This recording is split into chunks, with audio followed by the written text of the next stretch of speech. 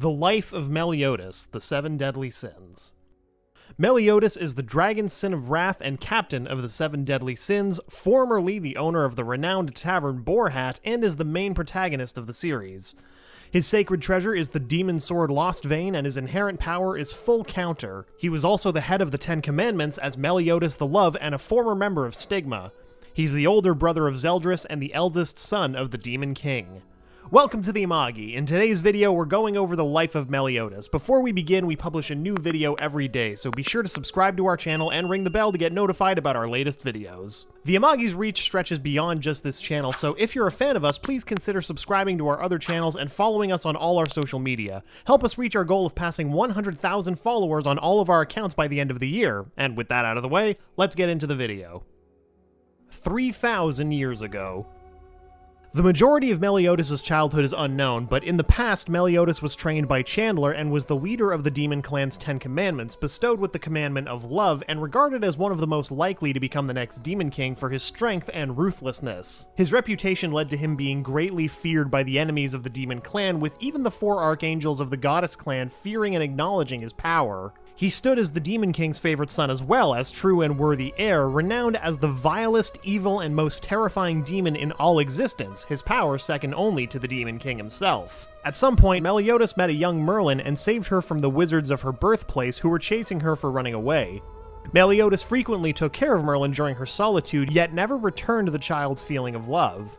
Upon meeting and falling in love with the goddess Elizabeth, Meliodas chose her over his clan, abandoning his title as leader of the 10 Commandments as well as his commandment, officially betraying them in the process. This power imbalance he created led into the Holy War, a war that he at some point decided to participate in, siding with new allies of the Goddess Clan and their allies, the giants, fairies, and humans. During the war, Meliodas became friends with a human named Ro. That same day, Ludociel carried out his plan to eliminate the 10 Commandments using innocent demons as live bait to drive them out.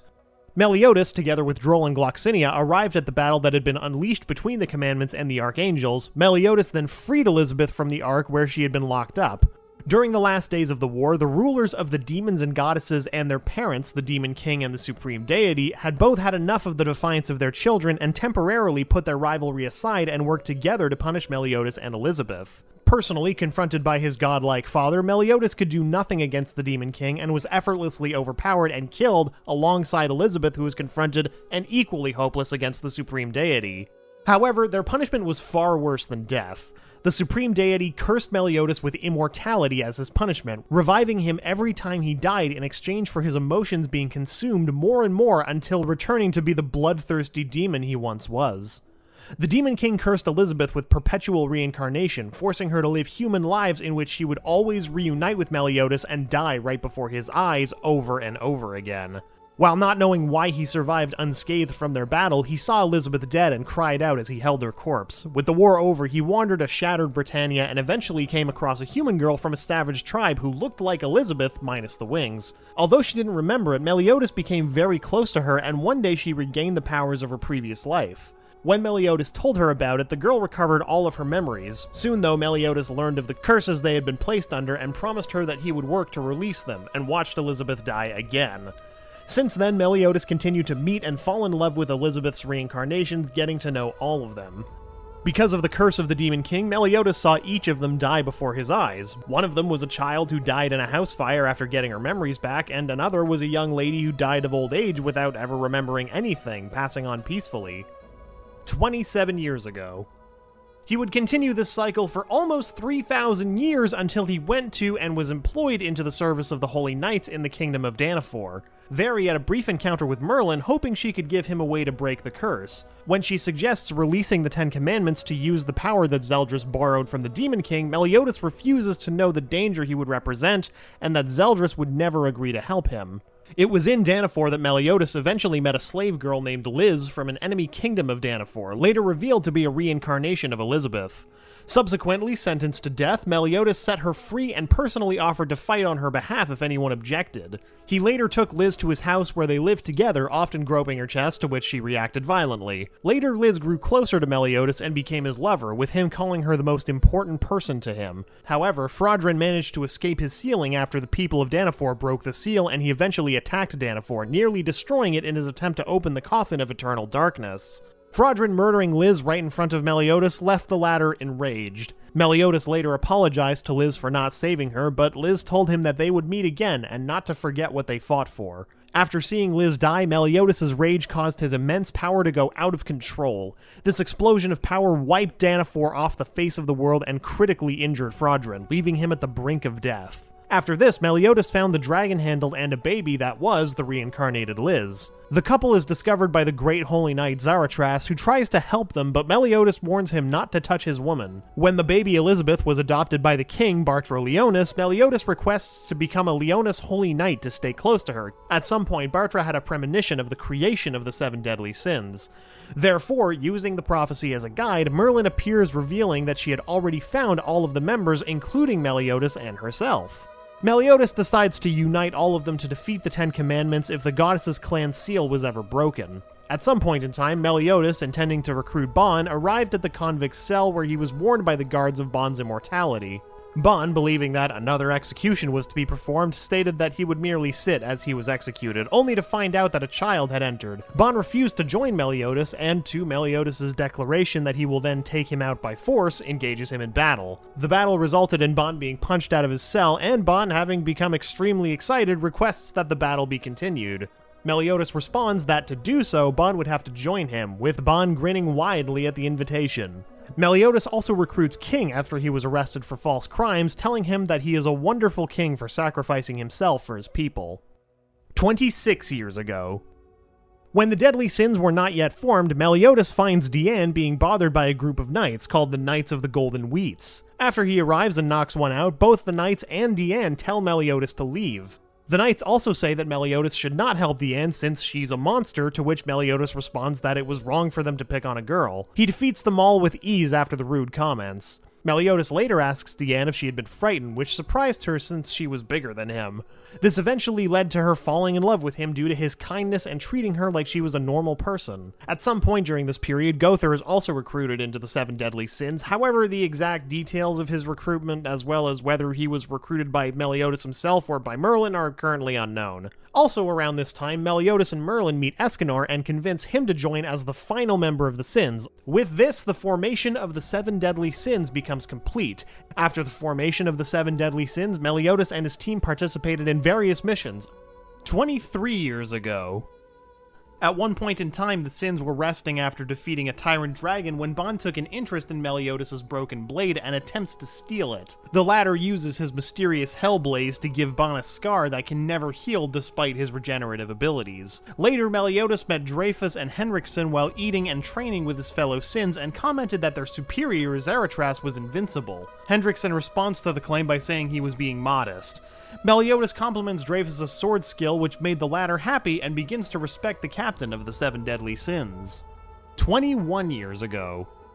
Before they were infamously framed, Meliodas was training Gilthunder until Gilthunder grew upset as he believed he would never become as strong as the deadly sins or his father. But Meliodas told him to ditch his negative attitude, and Margaret came and told him the Way of the Knight creed. Margaret told Gilthunder that he should be himself and not like the deadly sins or his father, and she believed that Gilthunder would be the kindest and strongest holy knight someday, which cheered up Gilthunder.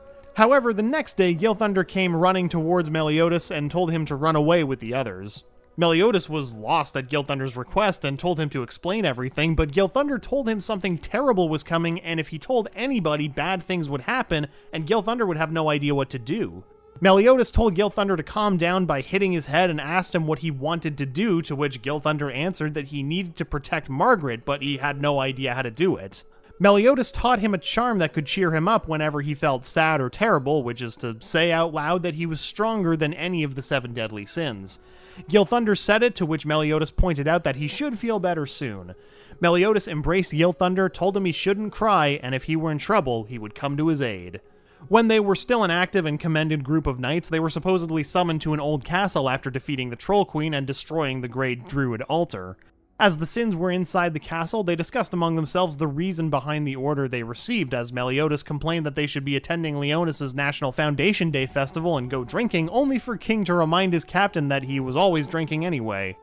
After Deanne and Merlin speculated whether their superior might reward or scold them for their last mission, Meliodas had already decided that it was a scolding and reminded his team to attend the festival later, much to the team's chagrin. As they entered the room, they discovered the great holy knight Zeldris completely skewered to death.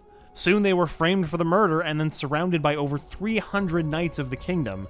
As Leonis' holy knights attacked the castle, Meliodas gave his team his last orders to disperse and regroup later to figure out the cause of Zeldris' death, which everyone obeyed and separated while fighting their way out. In the aftermath, a little girl tries to help the deadly Sins escape, but ends up getting heavily injured, which leads to Meliodas unleashing his rage once more, but soon knocked out by Merlin and sealed away his strength. But Meliodas soon forgot the event, which leads him to suspect the existence of a traitor. Once Meliodas awoke, he came to meet Hawk is a pig, not a hawk, within a cave that was close by to Camelot, as the two ended up speaking with one another, where Hawk mentions that he felt like he used to fly in the sky, thinking he was a dragon back in his past life when Meliodas thought he was Wandel. The two argued over Hawk's name until Hawk mentioned a restaurant called Pig Leg where Hawk loved the leftovers, which led to Meliodas and Hawk teaming up to work together since Meliodas can't work as a knight anymore. They decided to open a bar on Hawk Mama's back named Boar Hat after the restaurant Hawk mentioned by having Meliodas sell his sacred treasure, which he felt bad about since King Bartra had given him this weapon. Since then, Hawk and Meliodas have become business partners, Meliodas being the owner while Hawk is the cleaner as he could eat the leftovers. Introduction Arc. Meliodas is first seen in the Boar Hat serving his disgusting meals and then ordering Hawk to clean up the vomit of his customers. Moments later, the infamous Rust Knight enters the bar, scaring all the customers who believed him to be one of the 7 deadly sins, and collapses moments later, which reveals him to be a female. The woman soon wakes up, is offered terrible food, and is questioned as to what she was doing in armor. As she begins explaining that she's searching for the 7 deadly sins, a few knights, having been informed by the villagers of the Rust Knight, demand that Meliodas and the Rust Knight come out. The young man and Hawk do so quickly and anger the knights by the latter's pretending to be the Holy Knight. As the woman flees into the woods, they notice her and chase her. She's quickly rescued by Hawk and Meliodas, who ask her to continue her answer. She then explains that she was searching for the 7 deadly sins in order to stop the Holy Knights, who a few days ago had orchestrated a coup d'etat and had taken over control of the kingdom. She also reveals who the 7 deadly sins are. Abruptly, the cliff the 3 of them are standing on is cut off by Twiggo. Meliodas, however, rescues all of them. After he does so, Twiggo notices the woman's earring, and then soon realizes that her true identity is Elizabeth, the kingdom's 3rd princess. When the knight attacks them, Meliodas rescues her. He does so again when she gives up her life in an attempt to not involve Meliodas in her matters. Smiling, Meliodas reveals his name, and thus, his identity. As Twiggo attacks them again, Meliodas repels the attack and, declaring his title as the Sin of Wrath, then again repels Twiggo's attack with his broken sword, thus defeating him. Meliodas, explaining that he's also searching for other deadly sins, offers Elizabeth to accompany him on his journey, an offer that she tearfully accepts. Hired as a waitress of the Boar Hat, Elizabeth is given a new set of clothes by Meliodas. She then questions him as to the crime he had committed and doubts whether or not he's an actual criminal. He initially jokes about the reason, but in the end he doesn't properly answer her. Meliodas, Elizabeth, and Hawk soon reach Burnia, a village famous for its ale made from the village's famous river. They, however, find the river to be completely dried. Upon finding a large crowd of men trying to pull out a sword, the 3 discovered that the previous day a holy knight had sealed the river's underground water supply, preventing the creation of Burnia Ale, the town's primary source of income. While the men unsuccessfully try to pull out the sword, a boy named Mead starts boasting about his friend from the 7 deadly sins. His comments only serve to further enrage the villagers, who begin blaming Mead for their crisis. Meliodas takes Mead to the Boar Hat and feeds him in return for information on his friend from the 7 deadly sins. This, however, turns out to be a hoax, or a lie. It's a lie. Elizabeth, having learned that Mead was the one who angered the Holy Knight, manages to have him tell her the reason he did so by narrating him an episode of her childhood. The four then watch from the window as two knights inform the villagers that if the sword is not removed by that day, their taxes will be multiplied by 10 times. As all the men, now including Mead, try their best to remove the sword, Meliodas, after drinking some Burnia ale, removes the sword with ease in order to pay for his drink, which causes the damned water to gush up like a fountain. That evening, as the villagers celebrate in Boar Hat, Meliodas instructs Elizabeth to take her job lightly since it was her first time being a waitress. During the celebration, Meliodas senses Gilthunder, the aforementioned Holy Knight's spear, heading for the village and goes out. Outside, he finds Elizabeth, who, having made many mistakes while waitressing, had run outside while crying. You know, normal Elizabeth stuff. Encouraging her, Meliodas stops the spear, but only after being pushed back a large distance. He then hurls it back at Gilthunder, which leads to the destruction of the entire fortress and the Holy Knight's realization that the 7 deadly sins are indeed still alive. The next morning, Meliodas suggests that they should leave the village immediately and continue their journey since it would be more dangerous for the villagers if they stayed there. Forest of White Dreams arc. Having learned of even holy knights avoiding the Forest of White Dreams in Burnia, the group of 3 travel there, speculating that there might be a deadly sin hiding inside. After walking in the forest for more than 3 hours and losing their sense of direction, the 3 find multiple copies of Hawk, all claiming to be the real one. Meliodas mercilessly defeats all the copies, including the real one, but then discovers similar copies of Elizabeth. Each of them declares to do anything that they are real, and Meliodas then instructs them to jump as high as they could. All of them, except for the real one, do so since Elizabeth's panties were stolen by Meliodas before, and she was too embarrassed to jump. Defeated, the copies show themselves as prankster imps and retreat towards a giant girl who's revealed to be Deanne, the serpent's sin of envy. They then apologize to her for allowing a holy knight to come through, having believed Meliodas to be one. Immediately after being woken, Deanne lifts Meliodas with her hand only to cuddle him and cry tears of joy as soon she realizes his identity. When Elizabeth introduces herself to Deanne as traveling with Meliodas, Deanne jumps to the conclusion that she and Meliodas are a couple and throws a tantrum. Meliodas, after calming her down, explains to her the reason that he and Elizabeth are traveling together. He then proceeds to begin a discussion about the day 10 years ago, informing her that he has almost no memories of that day, much to Deanne's surprise. A few brief moments later, Hawk notices a gigantic thundercloud in the sky. A lightning bolt from it then binds all of them, and the assailant is shown to be Gilthunder. As Gilthunder walks toward them, Elizabeth explains Gilthunder's identity and that he was a brother figure to her, but soon realizes his intentions. After Gilthunder leads the way, ending her interruption, he, pointing his sword at Meliodas' neck, expresses his desire to avenge his father and also to prove that he's surpassed him. Meliodas and Deanne easily break Gilthunder's immobilization spell themselves, with Meliodas instructing Deanne not to interfere. Gilthunder attacks first with a lightning bolt. The Sin of Wrath repels the spell, only for the Holy Knight to dodge and move behind the ladder, slashing him from behind and causing him to fall to the ground. Meliodas, seemingly in his last moments, asks for the whereabouts of the other deadly sins as his last words. Gilthunder answers to him the location of Fox's Sin of Greed, Bon, and the Grizzly's Sin of Sloth, King, the former being imprisoned in the Baste Dungeon, and the latter having perished in the capital of the dead. As he's told so, Meliodas quickly jumps back up, revealing that he had tricked Gilthunder into revealing this information. The Holy Knight refuses to stop their battle and repeatedly attacks Meliodas very quickly. He continues his attacks, but is suddenly lifted by Deanne with one hand. Gilthunder's attempts at escaping her grasp are unsuccessful. Meliodas watches as Deanne flings him out of the forest. You know, not the most threatening antagonist when you can just yeet him 5,000 miles away, but, you know, I'm not a writer. Meliodas later decides to head towards the Baste Dungeon, leading Elizabeth to object to this decision, citing his grave wound as an impediment. Though assuring her that he's alright, he then immediately collapses. Good job. Baste Dungeon arc. Meliodas is taken to Dalmari, a town near the Baste Dungeon, where he's treated by Dr. Dana. Later, Dana has Meliodas drink some medicine he prepared himself, which is later revealed to have been a deadly poison, with Dana being revealed to have made a deal with Golgius. When the Holy Knight appears and then tries to grab Meliodas' broken sword, however, Meliodas is shown to still be alive, but with his eyes being mysteriously colored black, and with a strange black-colored symbol on his forehead. As Golgius tries to pull the sword, Meliodas declares that he would not let go of it even if he dies, and that this was the only way he could atone for his sins, while releasing an aura which frightens Golgius into fleeing.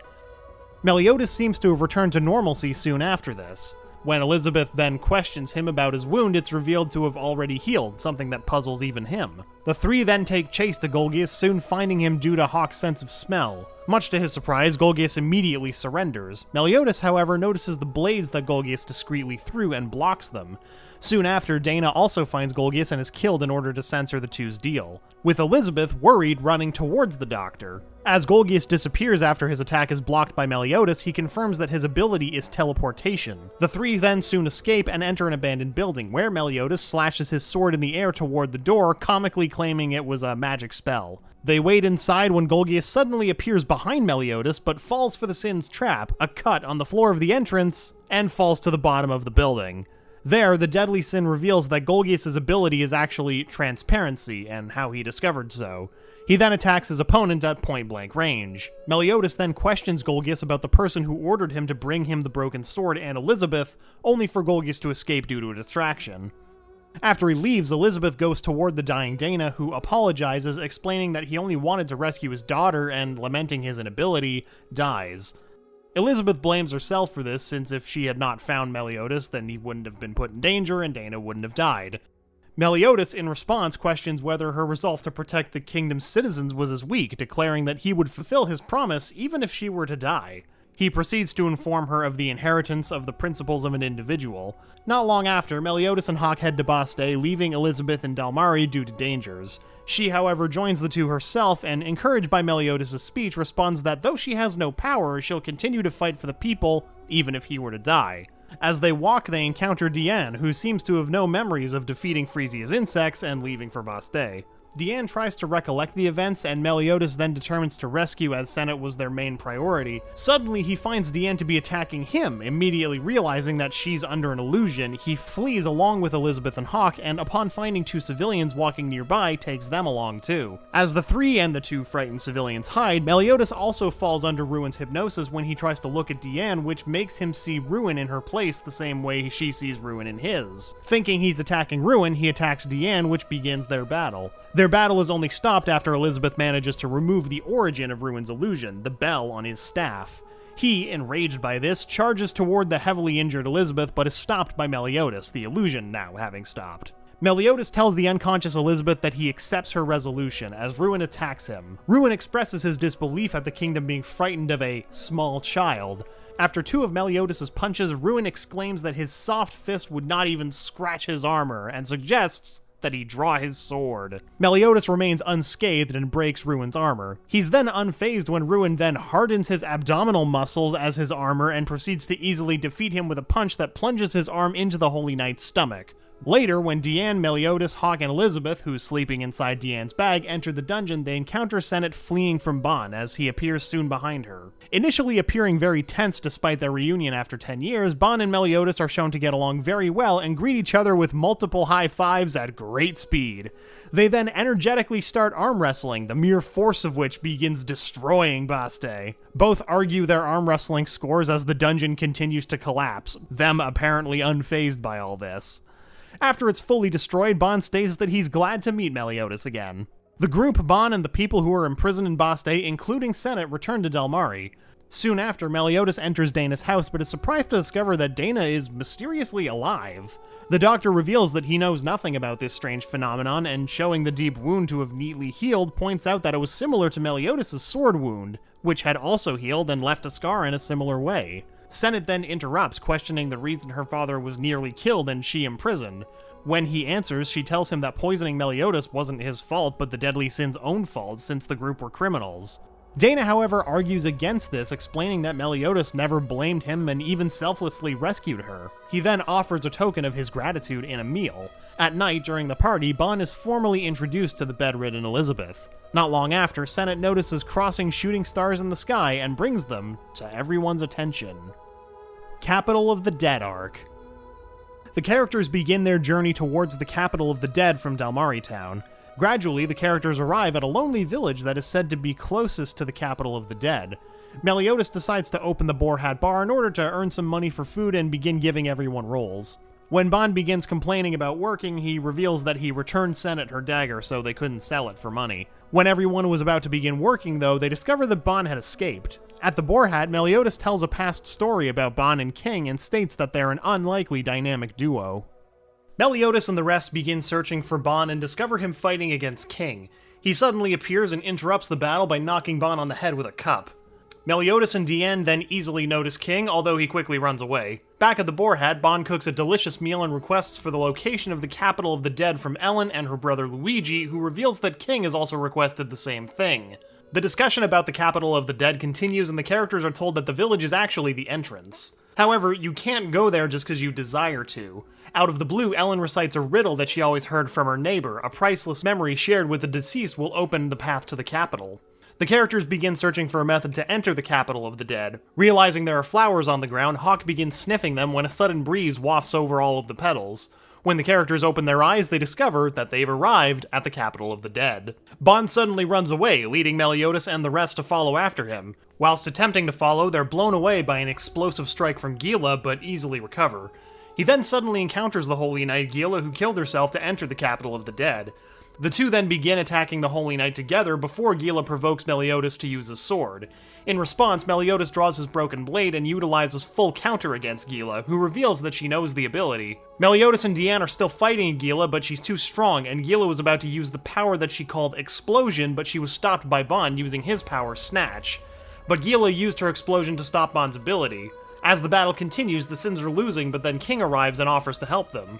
Gila uses her power once again to kill the Sins, but King blocks that attack and decides to fight her alone, which the other Sins agree to, and they sit down to watch the fight. Meliodas and the others watch as King defeats Gila with ease, but then she comes out of the rubble and is about to attack King, but Meliodas blocks the attack and sends her back to the living world. The Sins' bodies are starting to disappear and are about to go back to the living world as well. When they're back, they see that Gila was there, but still in a near-death state and not returned yet. Ban says that they should kill her, but Meliodas has an idea to do something with her.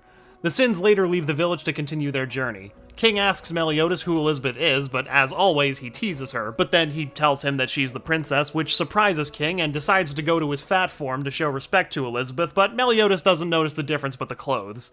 Then King asks what happened to his sacred treasure, to which Meliodas replies that he sold it. The Vaizel Fight Festival Arc. Not long after, Meliodas questions King about the current status of the kingdom. King, in response, reveals that Gila was a mere low-rank apprentice the day before she fought them, and explains the mysterious new generation.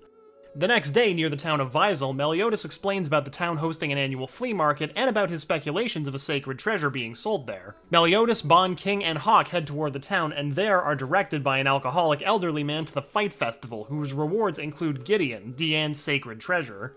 Sometime later, after a brief skirmish with Taizu, Meliodas, Ban, and the unwitting King, along with the other contestants, gather at the fighting ring for the preliminary round. During the preliminary round, Meliodas is among a handful of combatants who overwhelm the rest and later qualify for the main tournaments.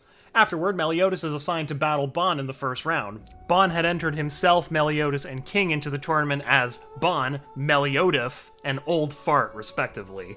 Hauser almost recognizes the two, but dismisses them as the deadly Sins because of their obvious aliases due to his naivete. When the first battle between Matrona and Griamore begins, Meliodas, along with others, ponders whether the former is Elizabeth when she reveals her similar appearance to the princess. After Matrona wins, her hat falls down, revealing her facial similarities to Diane. She skips toward the three Sins, but is only greeted with Meliodas' question as to her identity, which angers her and prompts her to punch him and storm off. She then answers to King's questions, explaining how she and Elizabeth were shrunk. Diane merrily states that she wanted to surprise Meliodas and jumps on him, expressing her elation at being held by him. After King and Kane's battle, Meliodas and Ban ready themselves for their battle, which is the final one in the first round. As the battle begins, Meliodas compares the circumstances they're currently in to his and Ban's first meeting, and punches him. Regaining his balance, Ban exchanges several attacks with his opponent. One of Meliodas' punches sends Ban crashing into the ring, even breaking the Great Vaizel Rock.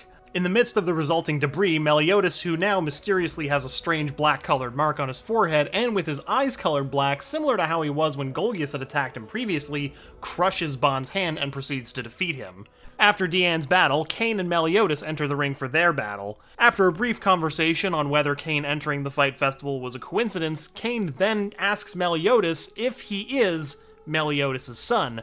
and he's greatly surprised upon learning that his opponent is in fact Meliodas himself, initially disbelieving him. Cain, after accepting the fact, attacks Meliodas and jumps back, declaring that he can't forgive Meliodas, who betrayed the kingdom, its people, and its most important person. Meliodas then recognizes the symbol on Cain's shirt as Danafor's crest, questioning Meliodas as to why he destroyed the kingdom and killed its citizens and Liz. Meliodas, answering the series of questions, states that he had tried to protect Danafor but failed, and that his failure is a sin. Cain is delighted that the rumors about Meliodas' responsibility for the destruction of Danafor are false, and he's glad to be rid of the suspicions. As a result, he forfeits his match. Finally, for the final battle in the tournament between Meliodas and Diane, or Matrona, both fighters enter the ring. Diane suggests to end their battle soon since they've already won their target, which is Gideon. However, they're then interrupted by three women who cheer Meliodas in a very erotic manner. Diane, enraged at Meliodas' obviousness on this, punches him as their battle begins. Bon had paid these three women to cheer erotically for Meliodas to anger Diane and have her battle Meliodas seriously. Meliodas realizes Bon's scheme and exchanges a barrage of powerful attacks with Diane when she refuses to believe that she's misunderstood, with one of the attacks nearly pushing him out of the ring. In response, Meliodas stops fighting and declares his identity as a deadly sin, and also that the sins will be capturing Vaizel. Meliodas continues threatening the civilians to leave Vaizel in 1 minute, lest they be massacred.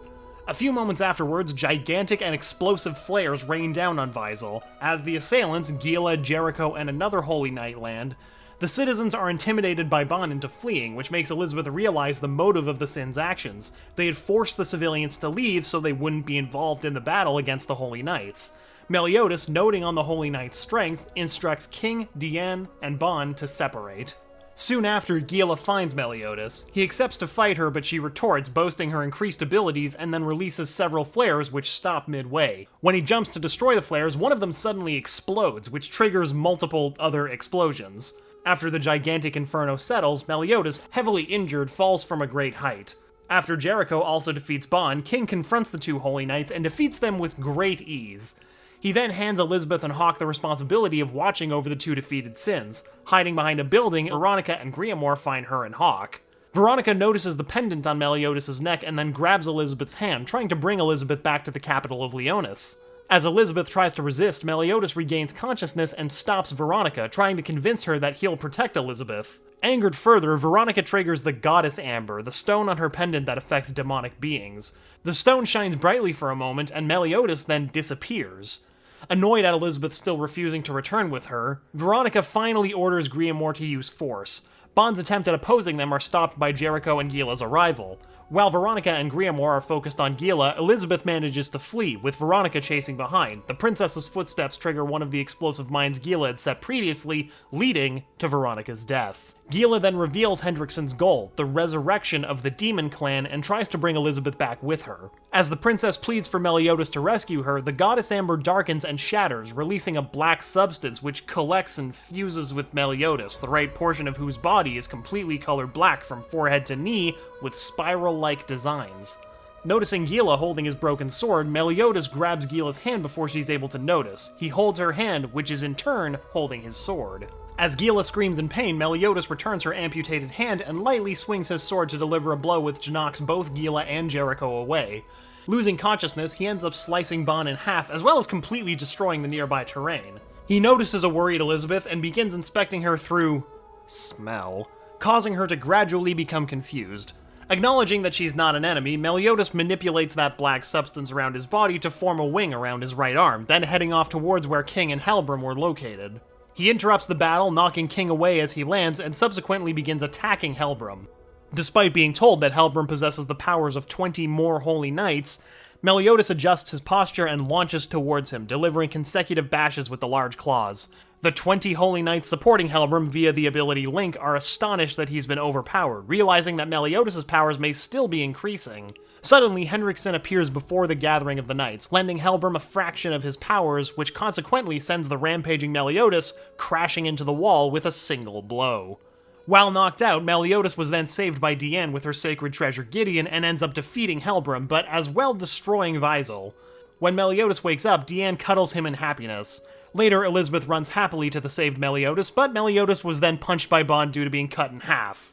Meliodas was then told by Bon of his Sword of Fate, which surprised Elizabeth and King of the missing sword.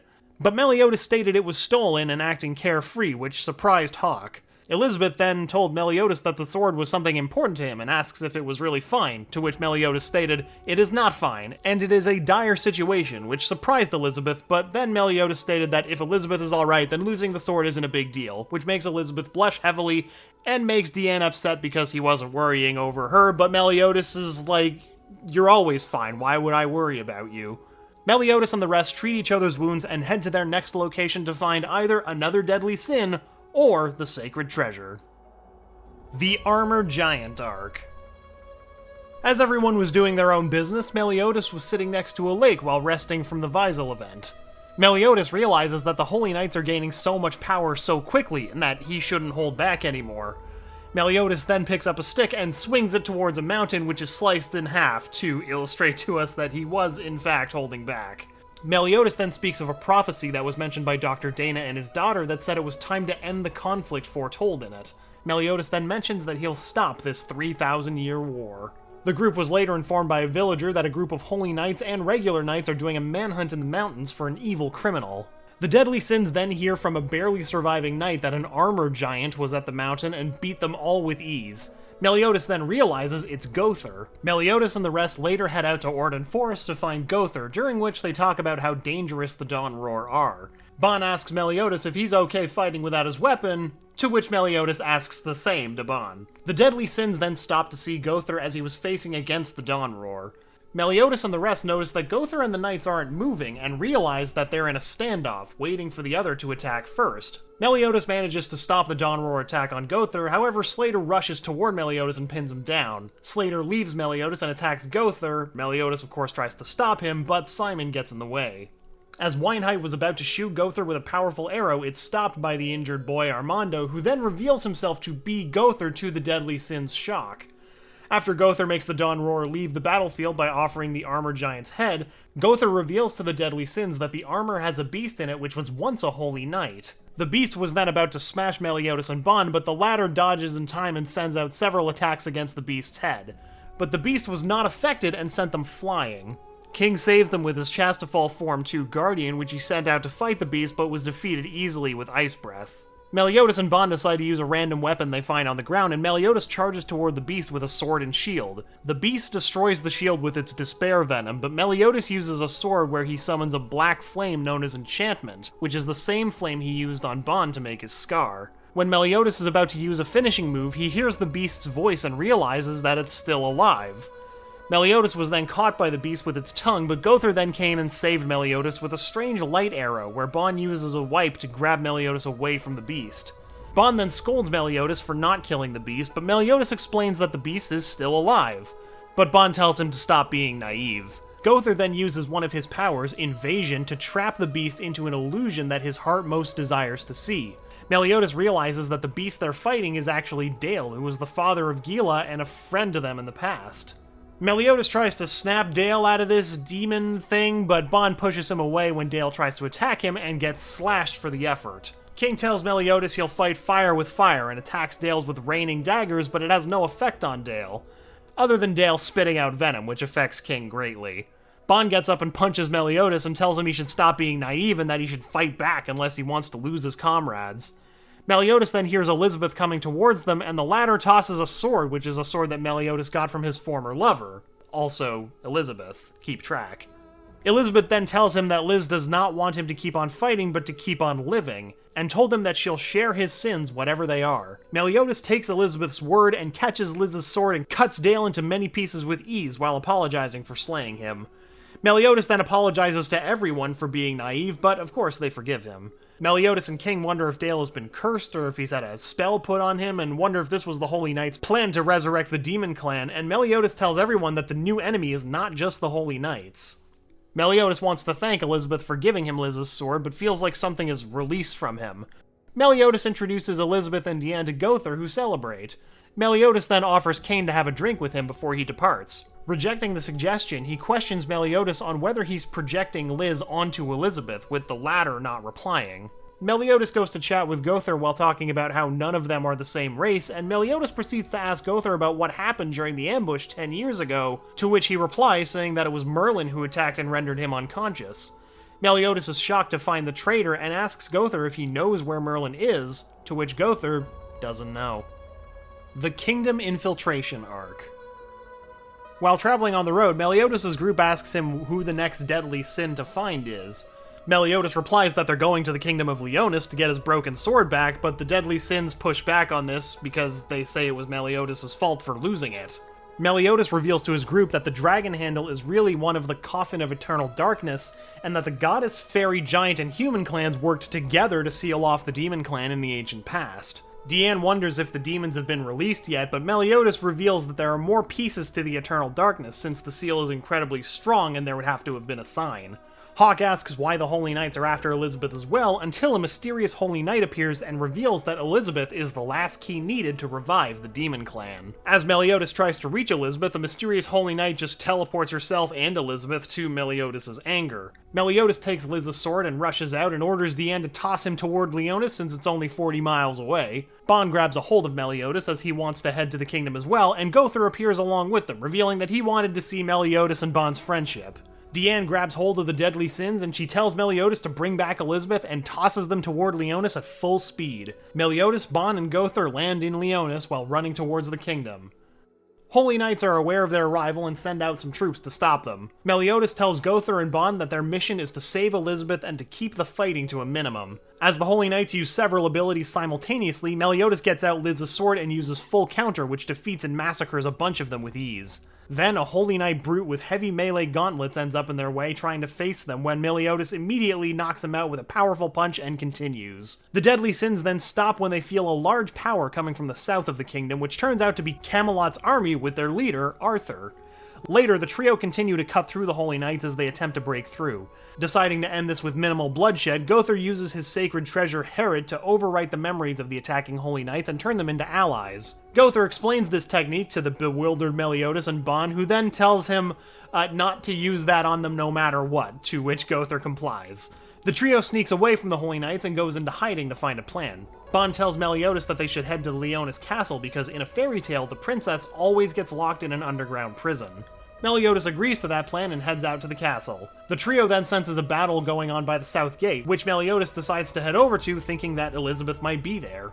When Dreyfus announces the Sin's presence to the citizens, Meliodas keeps running while Bon calls the Great Holy Knight a bastard. As Dreyfus was under Gowther's Nightmare Teller, a past version of Meliodas appears having a meal after training with his fellow Sins. He comments on his superior skills and calls Eritras invincible, only for the younger version of Henriksen to claim that Meliodas is being modest. He then compliments Dreyfus' sword skill and tells him that he lacks the skill and ambition to surpass his brother while munching on a handful of mini hawks. Meliodas disappears after telling Dreyfus that it's already too late and asks the skewered corpse of Zaratras if he's right, thus beginning the nightmare on the Great Holy Knight. Meliodas and Bon stop in their tracks when they see giant roots attacking a small town where Deanne, Gowther, and King are located. Bon asks Meliodas if he could sense it, which Meliodas nods as he mentions that Deanne and Gowther's powers are fading, but King's ability is raised to an invincible level. Meliodas later saves Arthur's life when Hendrickson uses Hellblaze on the King of Camelot, and Meliodas uses full counter to reflect the attack back at Henriksen, much to his shock. And Meliodas says that Hendrickson learned a very dangerous ability while he was gone, and told him that he's gonna get Elizabeth back. As Meliodas steps forward and faces Hendrickson, he asks him about the location of Elizabeth, but Hendrickson refuses to tell him. Meliodas immediately tries to kick him in the face, but Hendrickson was able to block. Meliodas follows with quick slash attacks, but his opponent is able to dodge them with ease. Moments later, Gilthunder comes down from a thundercloud attacking Meliodas, who's able to parry his attack. Both exchange multiple attacks and both blocking each one of them, but eventually Gilthunder was able to kick Meliodas in the chest and send him back, where he's caught by Arthur. Meliodas thanks him and asks him if he can give him a hand in the fight. He also asks for his name, and as Arthur complies, he also mentions that he's heard of him and knows him, and then they both prepare to face Gilthunder and Hendrickson together. Meliodas ends up fighting against Gilthunder while Arthur's amazed at his skills, despite him not really fighting seriously, and he still ends up fighting against Hendrickson. Gilthunder then uses a large lightning attack on Meliodas, but using the unknown dark power, Meliodas with just his fingers is able to stop Gilthunder's attack easily. Once Meliodas stops Gilthunder's attack, he regains his sword and goes on with the fight without the black mark. Meliodas and Gilthunder's battle rages on and shows that both of them are an equal match. Gilthunder sends Meliodas flying into a building, but Meliodas stops the crash by putting his feet inside the building. Meliodas asks Gilthunder if he really wants to have a death match with him. Gilthunder responds by using Meliodas' old creed of the Way of the Knight. But Gilthunder now believes that the deadly sins have turned down that creed and betrayed the kingdom. Gilthunder claims that he's stronger than any deadly sin, but Meliodas just nods and continues their fight with full speed. Meliodas tries to strike Gilthunder, but Hendrickson appears and tries to strike Meliodas, but he dodges just in time. Meliodas is surprised to see Hendrickson until he realizes that Arthur was defeated. Meliodas ends up facing against Hendrickson, Gilthunder, and Vivian. Vivian is the Holy Knight's name, I didn't mention that. Her name is Vivian. Meliodas begins to be overwhelmed by the Holy Knight trio, however, it's revealed by Hendrickson that Meliodas' power is increasing instead of decreasing, and the reason for Meliodas not fighting back against the trio is because Meliodas is heightening himself to his utmost power and is trying to unleash one decisive attack. The Holy Knights use all of their power together to finish off Meliodas before he can unleash his attack. As Meliodas summons his attack, Divine Slayer. However, Margaret comes running towards the battlefield to stop Gilthunder from hurting his hero, Meliodas. However, Meliodas spots something close to Margaret and uses his Divine Slayer to kill an invisible creature like a demon that was standing next to her. As Meliodas grins in satisfaction from destroying the creature, the masked Holy Knight attacks and hits Meliodas, heavily injuring him. Hendrickson rushes to Meliodas to finish him off. Gilthunder reappears and cuts off Hendrickson's arm. Gilthunder smiles and thanks Meliodas for setting him free from the spell as Meliodas smiles. As Gilthunder cuts off Hendrickson's arm, Hendrickson yells out in anger for betraying him. However, Gilthunder pointed out that he was never on his side to begin with. As Hendrickson tries to summon Hellblaze with his left arm, Gilthunder stops Hendrickson and sends him flying. Gilthunder proceeds on defeating Hendrickson, and afterward he, Margaret, and Meliodas meet up with the other deadly sins. Meliodas and the others are suddenly teleported to a forest by Vivian, but fortunately they're sent back to Leonis by Arthur's mysterious cloaked friend. Meliodas quickly realizes that the cloaked figure must be Merlin of the Seven Deadly Sins, at which she reveals herself to the group. Everyone is either shocked or happy to see Merlin. Meliodas, however, is displeased as he believes Merlin was the one who knocked him out 10 years ago and wanted answers from her, but decided to ask her later as they needed to save Elizabeth and Bartra, to which Merlin happily agreed and teleported the group to the royal chamber. The group was shocked to be at the location so quickly and noticed that the Dawn Roar were there as well. As Meliodas was about to destroy the door, Merlin revealed that it would be impossible to break as it was protected by Perfect Cube as it came from the demon world, and it would not be destroyed with either strong or weak attacks. Merlin used Absolute Cancel and breaks the spell, freeing Elizabeth and Bartra. Elizabeth quickly embraces Meliodas as she'd missed him, to which the latter comforted her by touching her chest, which annoyed Bartra. Meliodas points out that they had defeated Hendrickson and freed the king and asked Dreyfus what he would do next. As Dreyfus admitted defeat and cried after learning Griamore is alive, Meliodas happily declares that everything was fixed. After the situation, Bartra starts to cough blood, which alarms everyone until Merlin comes out and offers to heal him back in Camelot along with Arthur. As Merlin was about to leave through the teleport, Arthur told her to wait as he went to Meliodas and offers him the title and rank of Great Holy Knight in Camelot, as he believed they were fated to meet. Everyone is shocked and surprised at Arthur's offer, but Meliodas accepts, much to Elizabeth's dismay, as Meliodas believes that since the kingdom is saved, Elizabeth is freed, and Dawn Roar will take over the Deadly Sin's job, that there'd be no need of him in Leonis. Arthur is overjoyed at Meliodas' acceptance, but Meliodas tells him not yet, as he needs to be in the kingdom to restore it, and he still has the Boar Hat to run. Meliodas then asks Merlin if she'll rejoin the Deadly Sins, who said not right away and teleports along with the sick Bartra and the depressed Arthur. Elizabeth comes back and asks Meliodas if he was really planning on leaving her someday, but before he can answer, the castle is cut in half, making everyone fall down. As everyone saves each other, they witness that the new generation is turning into hybrid demons, including Jericho and Gila. As Jericho and all the rest of the new generation knights transform into demons, Gother and Deanne appear and stop Jericho from rampaging. Gother uses invasion on Jericho and Gila to keep them calm. King, seeing the situation, is about to kill Jericho to save Deanne as she has little strength left. However, Meliodas stops King for a moment and tells him it's strange how all of the new generation knights are suddenly becoming demons, and he realizes that someone has to have activated them. Hendrickson comes face to face with the Deadly Sins and the Holy Knights, explaining that it was him that did all this and he was after Elizabeth. Hendrickson offers to spare Meliodas and the others if Elizabeth comes with him, as he doesn't want to kill one of his kind, but the group refuses to hand Elizabeth over to him, and King ambushes him until he's attacked by Helbrim, who was revived thanks to Hendrickson's forbidden technique. Meliodas and Gilthunder are furious at Hendrickson's cruel nature and attack him until they realize that Vivian took Margaret and Elizabeth hostage. Hendrickson then stabs both Meliodas and Gilthunder to the three girls' shock, as Vivian thought that she was going to be with Gilthunder forever. However, Hendrickson explains that Gilthunder will never leave her as a revived corpse to her shock. Meanwhile, Elizabeth decides to go along with Hendrickson to save Meliodas, also to everyone else's shock. Hendrickson accepts her offer and was only planning to spare Meliodas, but he'll spare Gilthunder as a bonus. As Hendrickson summons a black matter wing, Elizabeth tells Meliodas to think about their promise and was taken by Hendrickson to an unknown location to Meliodas' dismay. When Bon and Hawk appear to them, Meliodas and Hawk agree to go rescue Elizabeth and ask Bon to help. However, Bon starts to attack Meliodas to the latter's shock as Bon rips Meliodas' arm off.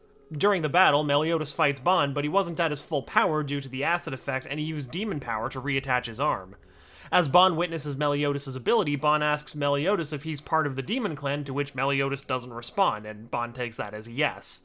As they battle, Meliodas is put against the wall, and Bon reveals that the Goddess clan promises him to revive Elaine if he killed Meliodas. Meliodas understood Bon, as he always hears some sleep talk about Elaine, and decides to accept death for Bon. Bon was surprised at this sudden event, but decided to do as Meliodas wishes, saying he'll never forget about Meliodas and told Elaine to wait a little bit longer. As he was about to kill Meliodas, the latter jumps up and headbutts him in the face, which makes him bleed. Bon grows furious at Meliodas' action, asking why he would accept Bon's offer but attack him. Meliodas tells Bon that he did say he was okay with Bon killing him, but he didn't say that he wouldn't fight back. Meliodas then tells Bon that Elizabeth thinks nothing of sacrificing herself and for their promise to save Leonis. Knowing that, he can't die right now. Meliodas tells Bon that despite what he's doing, Bon will be his friend no matter what, but like him, he's got things that he can't give up on. Hawk then confronts Bon, asking if he was ever Meliodas' friend. Bon tells Hawk that, yeah, Meliodas is his greatest friend, but that's not going to stop him from trying to bring Elaine back. Upset at this, Hawk asks what if Elaine doesn't come back? He'll lose his friend, and even if it was true, Elaine might not be happy about how she came back. Bon asks Hawk what should he do, as when Elaine died he was depressed, but when he met the other deadly sins he kept himself distracted, but he still knows that he's going to be alone forever, be it in this world or the next, saying that this world without her is like hell. Hawk doesn't understand Bon's reasoning, but Meliodas says he understands, though they should probably put their fight on hold until they solve the current matter as the deadly sins. Bon agrees, they'll put a pin in this, it's fine, whatever. Meliodas then orders Hawk to carry him to Elizabeth's location, Merlin's old castle, while he sleeps on Hawk to regain his strength. Hawk and Meliodas later arrive at Merlin's old castle, where Meliodas is shocked to spot the bleeding Elizabeth and the deceased Dreyfus, while Hendrickson knew that acid wouldn't work on Meliodas because of their detestable power. Hendrickson goes on to say that he's a druid, who are sorcerers deep in the forest. Druids are also known to revere goddesses and nature and shun the abominable demons. Hendrickson explains that when he first met Meliodas, he felt malevolent, massive powers coming from within him, which was a power greater than Zaratras himself, and he couldn't get a single read on his thoughts, which made Hendrickson view Meliodas with fear, intrigue, and a little bit of admiration. However, Hendrickson admits that he now possesses the same power as Meliodas. And yet somehow, despite talking directly to Meliodas, he doesn't notice Meliodas just grabbing Elizabeth and, like, dodging his gaze several times before just handing her over to Hawk.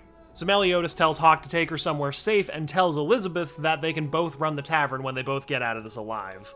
As Hawk runs away with the princess, Hendrickson's about to use Hellblaze on them until Meliodas appears and slices off his arm once more.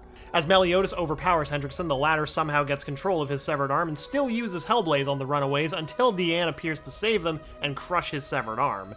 Hendrickson is shocked to see Deanne as well, and not in near death like he left her. King then appears behind him and smashes him and also the mountain that they're standing on. Hendrickson rises up to see the 7 deadly sins, actually the 5 deadly sins at this point, Meliodas, Bon, Deanne, King, and Gother, and challenges them to a final battle. As Hendrickson taunts the deadly sins for being outnumbered due to the new generation transforming into demons, Meliodas points out that he might want to run those numbers again. Hendrickson senses that all of the new generations were stopped as they returned to normal due to Bon and King's help, while the other Holy Knights are currently surrounding the ruined castle. Hendrickson, however, is joyful to admit that the situation has become a lot more interesting, and wonders how the deadly sins defeated the new generation so fast, but admits the sins can't defeat him. As the battle goes on with the Deadly Sins working together to fight against Henriksen, he admits that he's invincible due to his demonic power, but when he smashes Bon into the wall where he finds the demon corpse and returns it to Henriksen, smashing against the wall furiously for having the demon while questioning him for having it. The wall breaks down to reveal the demon, which shocks the Deadly Sins. Henriksen explains that he found it in the Fairy King Forest long ago and what a great blessing it was to him. Henriksen uses the power of the Red Demon and summons Wipe that nearly stabs the Deadly Sins, except for Bon, who uses this to get closer to Henriksen and slam him into the ground while furious, telling him that he can't beat him since he was the one who killed the Red Demon. When Henriksen is sent underground, Bon destroys the Red Demon in anger while they follow Henriksen underground as they can still sense him and something greater. Leaving Deanne behind due to her size, the Deadly Sins travel inside to discover Henriksen, who revealed that he has another demon underground that he discovered years ago, which was a large sunflower head demon known as the Grey Demon, which is much higher than the Red Demon. Henriksen took a blood sample from the Grey Demon's corpse and injected it into himself, resulting in him gaining a tremendous power boost from the demon. Bon still attacks Henriksen despite the warning Meliodas gives him, and Bon ends up getting sliced in half for the effort. Meliodas, along with the other Deadly Sins, are blown out of Merlin's old castle and badly injured due to Henriksen's newfound power. During Henriksen's assault on the Holy Knights and the Deadly Sins, Meliodas protects Elizabeth from all of the attacks, but collapses when he's no longer able to handle it. Meliodas pleads Elizabeth to escape. She refuses, leading Henriksen to unleash Dead End. When all hope is seemingly lost, Hawk suddenly appears to save the paralyzed Meliodas. Meliodas pleads for Hawk to escape, but Hawk takes the attack, killing him in the process.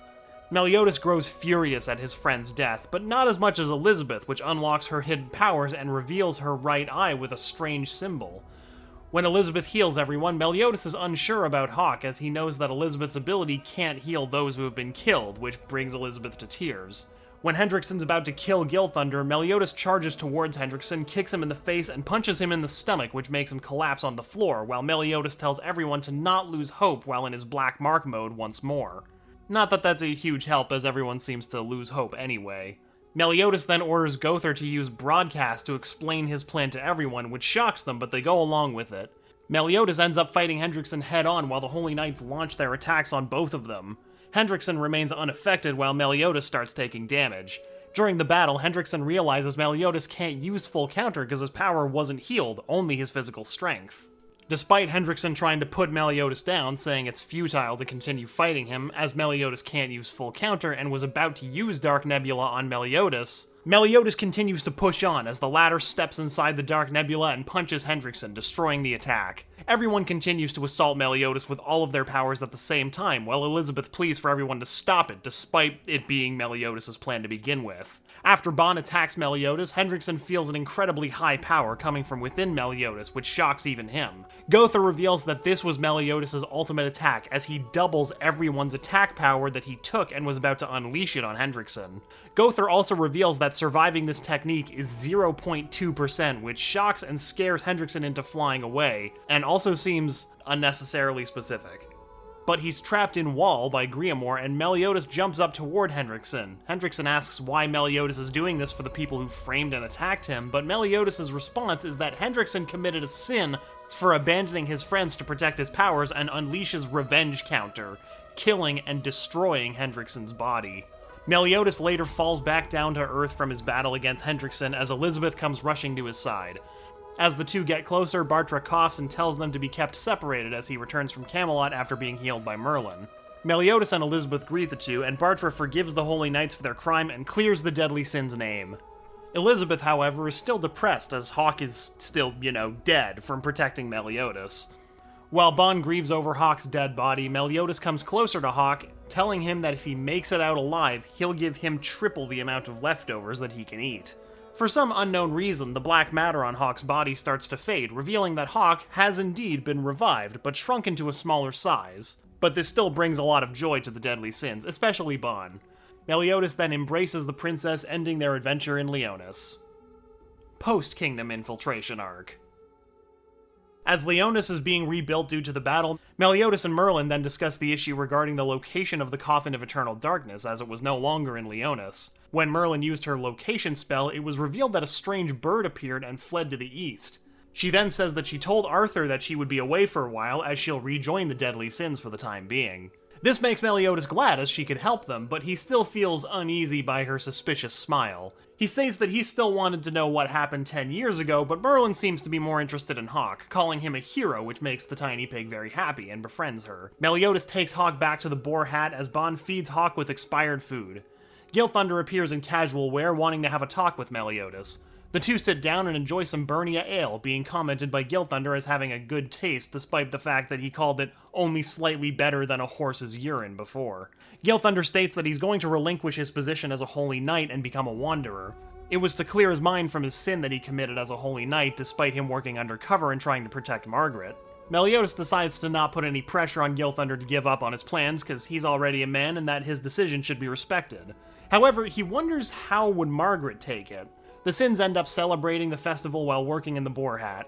Bond decides to tell Meliodas that he's not just leaving the Boar Hat, but withdrawing from the 7 deadly sins, much to Meliodas' surprise. The next day, when Bartra's about to award the Sins and Hawk for their efforts in restoring the freedom of Leonis, Meliodas notices that Hawk has regrown back to normal size, and that many holy knights were whispering behind Meliodas' back. When Bartra was about to give the award, Meliodas yells an objection to everyone's surprise.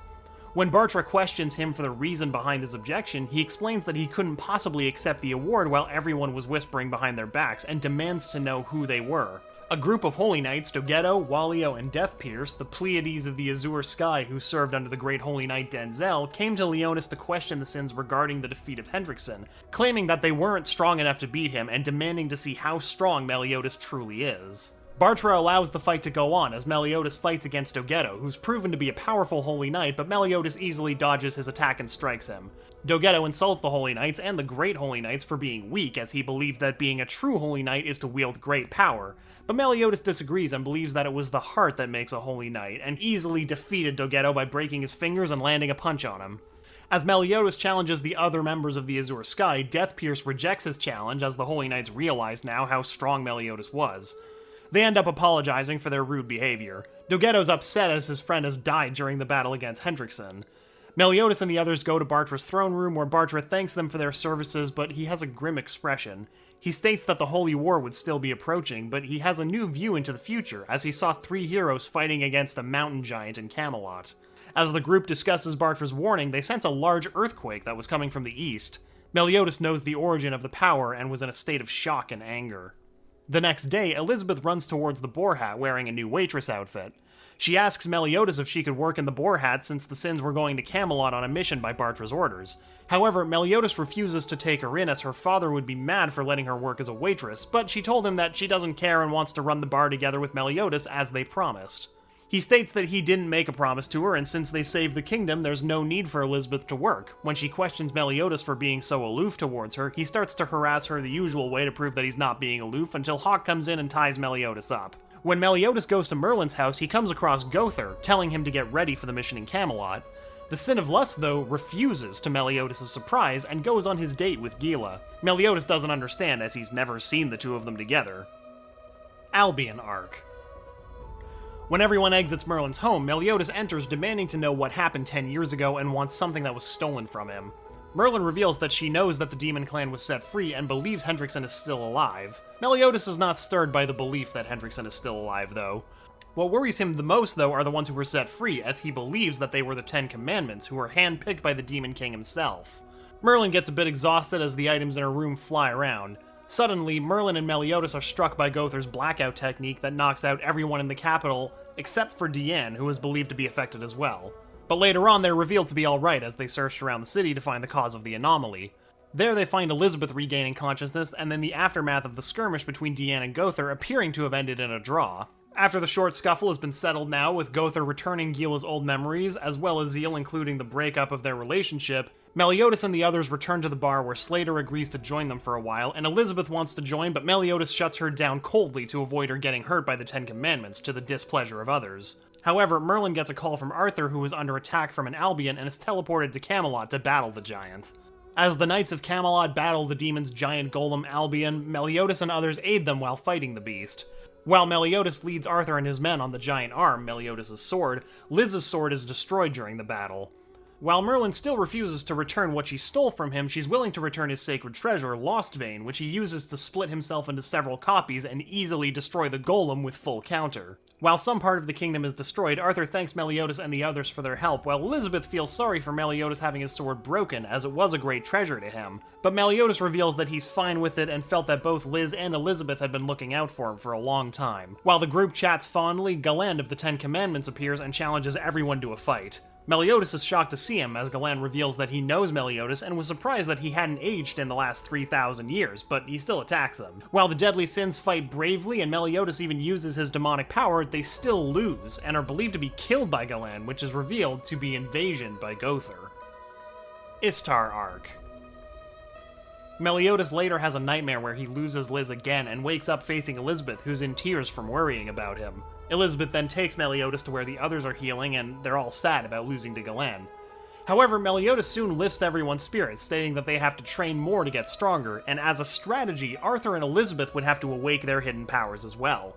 Meliodas believes that the situation was so bad they have to bring in Escanor. Later he checks up on Deanne's health with King. It's revealed then that she seems to have lost all of her memories up to the point of meeting Meliodas for the first time. While Meliodas and the others talk about Deanne's lost memories, King keeps Diane company until she starts to lose more memories and runs off.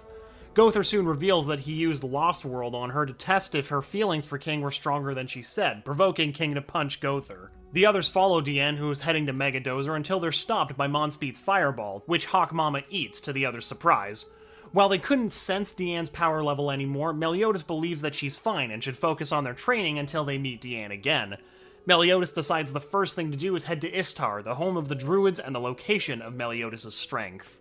While the Boar Hat travels to Istar, Merlin reveals that the reason for her to steal Meliodas' power was that he couldn't control his emotions very well and nearly destroyed Leonis when a young girl got herself injured during the framing 10 years ago, possibly being Elizabeth. Merlin then somehow stole Meliodas' strength and gave it to the Druids for safekeeping. Once they travel there, they're greeted by the head of the Druids, Jenna and Zaneri, along with their bodyguard Theo. When they request them for training and Meliodas' strength, they agree to help out while Zaneri leads Meliodas and Elizabeth inside the castle to test them. Zaneri soon reveals to have feelings for Meliodas as she wants him to grope her and seems jealous of Elizabeth, while Meliodas shows no interest in her. Zaneri then tests Meliodas' strength by sending him through memory lane to the day Danafor was destroyed to see if he could control his emotion when Liz died. However, Meliodas repeated the day so many times he soon started to lose it until he was inspired by Elizabeth and tried it once more, passing the test to Zaneri's surprise. Meliodas soon goes to the training ground where the others are training and pairs off with King. However, once inside, King starts to fight him instead of the Amber that they were supposed to choose. King starts to question Meliodas' motivation and that if he was ever on their side, which Meliodas refuses to answer as he believes King wouldn't believe him anyway. After much battling, the two come to an agreement to work together while King keeps an eye on him. Once out of the training cave, Jenna gives back Meliodas' strength, which could be sensed by the Ten Commandments from afar. Meliodas soon requests Merlin to teleport them to the Ten Commandments location to greet them and pay back at Galland, which she did, but only for 10 seconds. Meliodas uses these 10 seconds to utterly defeat Galland and sends his greeting to Zeldris. Zeldris and Frodran of course attempt to attack him, only for him to be teleported away before they connect. After returning and revealing to everyone that he made the commandments spread around the land, they soon scold Meliodas for making them angry and causing havoc. However, Meliodas soon reveals that he made them split up for them to be easier to take out than fighting them in a whole group, which calms everybody down. But King remains uneasy with Meliodas' decision. Meliodas checks on the others' group training, which Arthur's got his whole thing going on, and Griamore's a child again. Meliodas then sees Hawk's new form, which he was stunned at, but ignores him and soon asks Zaneri how Elizabeth is doing in her trials. Elizabeth returns to the group to see how their training's going. She also gets a new outfit for battle, as Zaneri believes it would be easier for her to move, and Meliodas of course enjoys the outfit and pokes Hauser's eye for ogling Elizabeth, hinting at a jealous side. Meliodas asks Elizabeth how her training is going. She responds that she failed to everyone's surprise. After everyone's training, the Deadly Sins decide to head out and stop the Ten Commandments and find Escanor.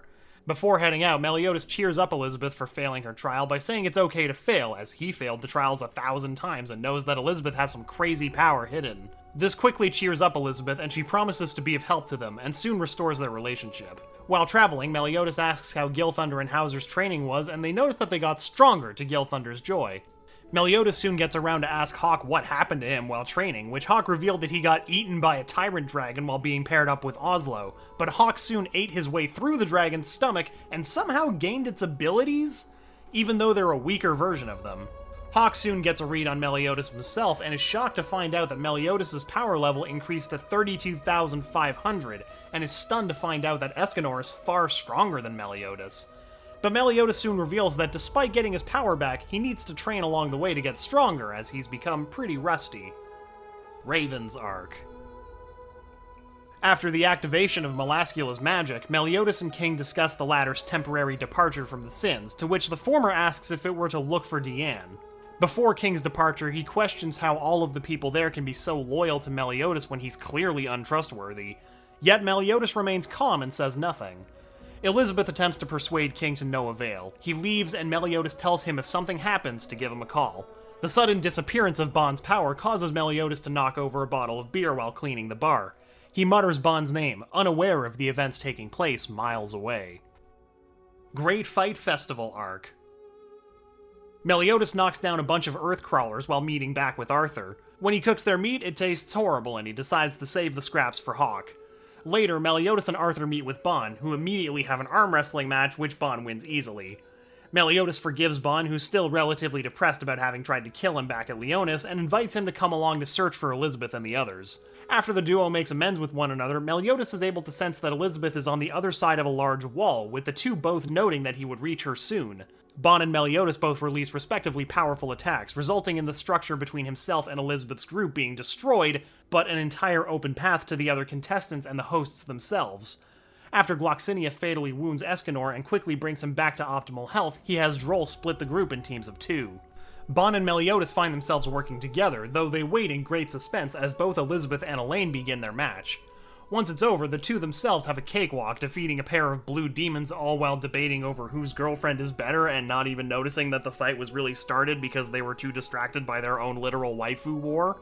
Anyway, once King and Diane's matches are over, it's now fallen upon Escanor and Hawk to fight Jericho and Gother.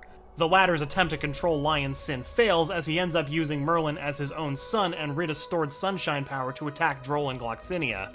Taking advantage of this, Meliodas quickly rushes to attack the injured commandments. After injuring Droll quite grievously, the demon resorts to taking hostages out of his comrades, though this is ineffective as the Sin of Wrath removes the remaining 2 arms he has left in response. Controlling the tide of the battle for the majority, slicing through Droll's body and arms as well as manhandling Gloxinia, the former Fairy King's armor breaks after landing a blow on Meliodas. It was likely the battle would have ended in his favor up until the rest of the 10 Commandments arrive on the scene. Once on the scene, he has a quick standoff against Zeldris before attacking his younger brother with Lostvayne, only to have his own arm cut off mid-swing. In retaliation, the Dragon's Sin kicks the commandment away in order to retrieve his detached arm, only to be stopped by his brother once again. After being put under a spell by Greyroad, he retrieves and attaches his arm once more after a brief exchange with Zeldris, smashing the ground to create a smokescreen and escape, only to be barred from doing this. After being attacked by Derrieri's combo star attack, his wrists are battered harshly, only to be praised for surviving and soon after attacked by Monspeed. Emerging from the flames and slicing through the former's throat to no avail, he finds himself without his mark and hopelessly outgunned. After pleading for Dreyfus to fight Fraudrin's control, the demon feigns as such only to attack Meliodas with Break. Gloxinia being equally brutal in attacking with Basquias, resulting in a large powerful explosion that leaves the captain looking exhausted and once again with his arm blown off. Appearing to be defeated and scolded by Zeldris, Meliodas activates Revenge Counter, having gathered enough strength to frighten the remaining commandments with the possibility of either death and/or defeat. However, this is quickly dispelled thanks to Estarosa's commandment, and Meliodas is left powerless. Estarosa then goes on to antagonize his brother for how he betrayed them, wishing to hear him suffer more while he continued stepping on him, Meliodas mouthing something though he seems to be unable to completely speak it. Then going in depth about how in the past, when Meliodas was the leader of the original 10 Commandments, he admired his strength and heartlessness, and that he could have become the Demon King. Melascula then steps up, desiring to eat Meliodas' soul for herself, wanting payback for what transpired with Escanor and Bon. The Immortal himself shows up soon after this, snapping the demon's neck, removing her hearts and destroying them, effectively killing her. Despite his intentions, Meliodas, though with a smile, reprimands Bon for jumping in so recklessly, with Bon remarking that idiots stick together. After being assisted to his feet, Bon is soon after thanked for killing Melascula, citing that he'd have done so himself had he not been trying to take his brother's very soul. though the distance between them is cleared quickly, having stabbed Meliodas in one of his hearts before either sin could react. Using an attack he calls Rebellion to summon 6 other swords, Estarossa explains that the upper echelons of the Demon Clan have 7 hearts, and once all of a demon's hearts are crushed, they die. Ban attempts to stop Estarossa, but he's ignored as Estarossa stabs one heart after another, finally killing Meliodas. Defensive Battle for Leonis arc. 1 month after Meliodas' death, instead of moving on to the capital of the dead, Meliodas is lingering in Purgatory. There he discusses his fate and his past self with the Demon King. The Demon King states that he will feed on Meliodas' emotions to regain his lost power and to return Meliodas to his former personality. Meliodas refuses and attacks. When Meliodas finally returns to the living world, he finds that the 10 Commandments have been wreaking even more havoc. He saves Elizabeth just as Darieri was about to kill her, punching a large hole in her abdomen. He then apologizes to a crying Elizabeth for taking so long to come back. Darieri interrupts them by striking Hawk Mama after chaining several combo star attacks. Hawk tries to intervene but is kicked by Darieri. This provokes Meliodas, who grabs Darieri by the neck and smashes her into the ground, resetting her combos in the process. Meliodas starts to get relentlessly attacked, however, he effortlessly deflects all hits. He knocks her down, resetting the combo again. Darieri continues attacking Meliodas in vain. Meliodas states a quote that describes how his old self would have approached his current situation. Monspeet intervenes in the fight to aid his partner, shooting his technique Kaijinryu at Meliodas. But before the attack reaches him, he kicks Darieri into the air and uses full counter, after activating his demon mark. The attack is reflected towards Monspeet and Darieri as well, seemingly destroying them. After that, Meliodas joins the fight against Fraudrin. Fraudrin battles Meliodas, but even with his gigantification ability, the Sin overpowers him with ease. Merlin realizes that he's using a clone, stating that his power level is now 60,000, and after activating his demon mark, it's even higher. Fraudrin exclaims surprised how Meliodas' power is similar to how he was in the past. He tries to attack, but Meliodas swiftly attacks Fraudrin, piercing multiple holes in his body. Severely injured, Fraudrin shrinks to his normal size. He says that he and the other commandments have been waiting to take revenge against Meliodas and the goddesses. Meliodas pats Fraudrin's face, but then rudely pushes him to the side. Ban feels that there's something off about the captain. Meliodas remarks how Fraudrin is not an actual commandment, but rather a substitute. Fraudrin talks back, saying that Meliodas cast aside the pride of the Demon Clan. Fraudrin then decides to wipe out Leonis by immolating himself. Meliodas gets bored and tells him that he should just hurry up and die. It's Griamore, though, that stops Fraudrin from self-destruction. Fraudrin, moved, surrenders and tells Meliodas to kill him. Meliodas mercilessly kills him without a moment's thought. Ban walks towards the captain, telling him that he's glad his partner isn't dead and decides to have a toast later. Meliodas searches through the destroyed Boar Hat for food and beverages. Elizabeth finds Meliodas and eats with him. She states how Meliodas is a generous and gentle person. Meliodas tells Elizabeth how Ban was looking at him with an unrecognizable look. Then Meliodas starts to describe the giddy feeling he had when he killed Fraudrin. He starts to cry and admits that he's scared of turning into the way he used to be. He continues to say that he's not going to be able to save Elizabeth if he doesn't turn back to his old self. Elizabeth comforts Meliodas and declares that she'll never leave his side no matter what. Meliodas visits Merlin and Escanor where she's taking a bath. Ban asks where Meliodas was because they couldn't celebrate properly and then apologizing for not knowing what expression to make. Meliodas tells him that there's nothing to apologize for. Ban insults Meliodas' vacant look and he gets punched by Meliodas so that he would just shut up. Seems like everything's fine now. Corand arc. To celebrate the Boar Hat being rebuilt and the reunion of the 7 deadly sins, Meliodas and the Sins have a drinking party. Meliodas drinks a whole barrel of some unspecified alcohol while Diane cheers him on. When Merlin arrives, Meliodas notices something wrong with Merlin. With all the Sins in the room, they toast to the reunion. Diane asks Gowther how his creator ended the Holy War, and Meliodas and Merlin question that. However, Gowther couldn't give a response. Meanwhile, Elizabeth keeps thinking about how there was an Elizabeth with Meliodas 3,000 years ago and questions that. Meliodas comes out of nowhere and harasses Elizabeth, asking her why she was staring off into space. He lets Elizabeth know that she can ask him anything, which leads to Elizabeth telling him that she wants to talk later. After Elizabeth walks off, Merlin reestablishes the fact that Zeldris is still alive. Meliodas prioritizes freeing the people of Leonis and liberating Camelot first before fighting Zeldris. When Merlin walks off and enters a room, she almost collapses and is caught by the captain. Meliodas then asks if Zeldris did something to her, however, she tries to avoid answering it. He sets her on the bed and tells her that he knows she's trying to protect Arthur. Gasping and begging Meliodas, she asks him to help because he is her hope. A while after Merlin passes out, Meliodas and Elizabeth walk to a mountain for their talk. He asks Elizabeth if she recalls playing on the mountain with him when she was a kid, however, she doesn't really remember that time. She asks him if he thinks it's a coincidence that Liz passed away 16 years ago and she was born 16 years ago, and that they had the same name. Meliodas remarks how they're not really alike. She continues to say that during King and Deanne's training, they met another Elizabeth that looks just like her. Meliodas becomes surprised that they know that and starts getting worried. Elizabeth sort of freaks out, but Meliodas tries to put it off as exhaustion. Elizabeth also informs him how Derriere mistook her for someone else, and then she tells him that she's ready to accept what he has to say. To avoid giving a real answer, Meliodas tells her that it doesn't ring a bell. Elizabeth, saddened a little, tells him that she trusts him more than anyone else and leaves. Meliodas thinks about Elizabeth's words and says he's not ready. As soon as Elizabeth breaks the spell on Merlin, Meliodas bursts through the door and asks what happened. He was quite surprised that Elizabeth broke the spell. Noticing that Elizabeth was worn out, he offers a back rub, but Elizabeth says she's okay, as she wants some alone time. She starts thinking about Meliodas as soon as she leaves. Continuing with the mission, Meliodas and the others head towards the city of Corand. During the trip to Corand, Bon asks Meliodas if he can sit out the mission, and Meliodas allows him to. He acknowledges that Bon is doing this because of Elaine. Bon tells him that she can't handle it anymore and that her death is inevitable, so staying with her is what he wants to do. Before Meliodas can finish sympathizing, Bon cuts him off to say, does he understand how it feels to let your lover die again? Meliodas looks away in a sad expression. Hawk busts through the door, exclaiming that there's something wrong. Meliodas enters the bar to see that Elizabeth is acting strange, and she informs him that there's a bit of a werefox situation.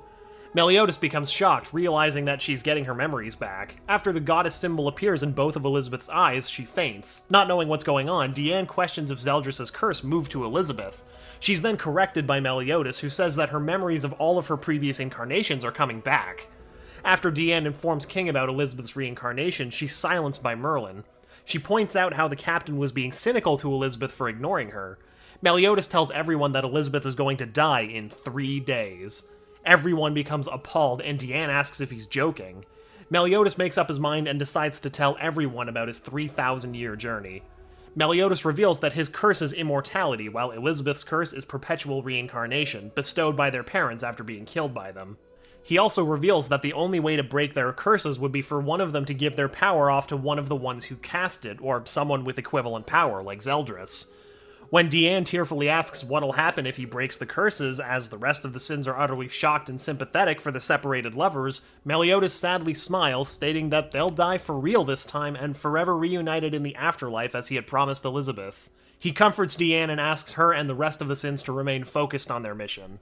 Which is kind of a big ask after that huge exposition drop, but whatever.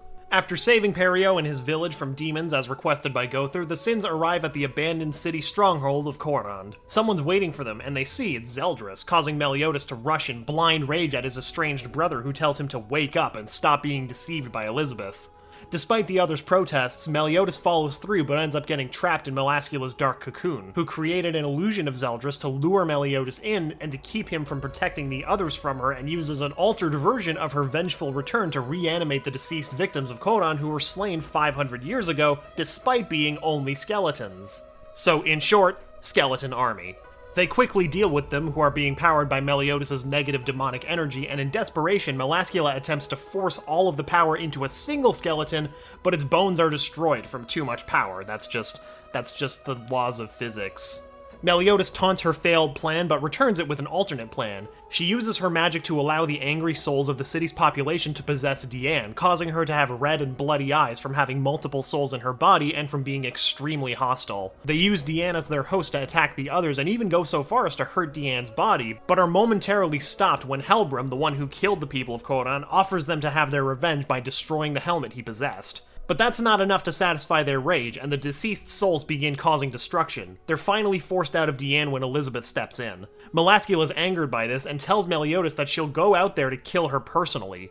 Meliodas is pushed against the wall by the thought of Elizabeth dying and is forced to let go of all of his human emotions and return to his original personality to unlock complete power. The Attack Titan, the Assault mode. The cost is him returning to his true self from 3,000 years ago, the most savage-hearted demon in existence. He destroys the Cocoon of Darkness and is now a danger to anyone and everyone. Escanor challenges him, and Merlin puts a perfect cube around them to protect the others while Escanor attempts to pacify him.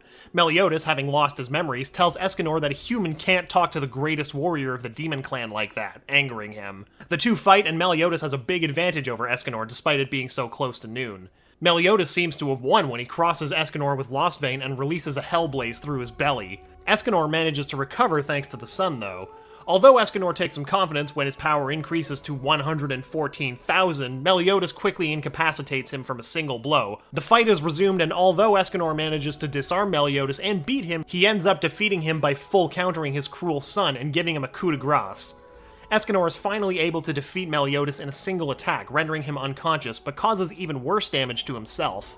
Merlin is responsible for transporting Meliodas to the Boar Hat with her telekinesis, although Elizabeth insists on healing him. Merlin counters this by saying, well, what if Meliodas tries to attack them?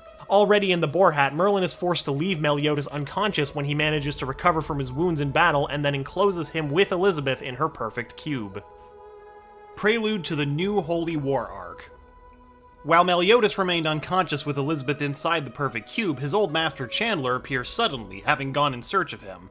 After he undoes the perfect cube and incapacitates Merlin, Meliodas and Elizabeth are removed by Deanne. While the other Sins are involved in a battle against Chandler, Meliodas remains unprotected by Elizabeth, receiving one of Chandler's attacks during combat.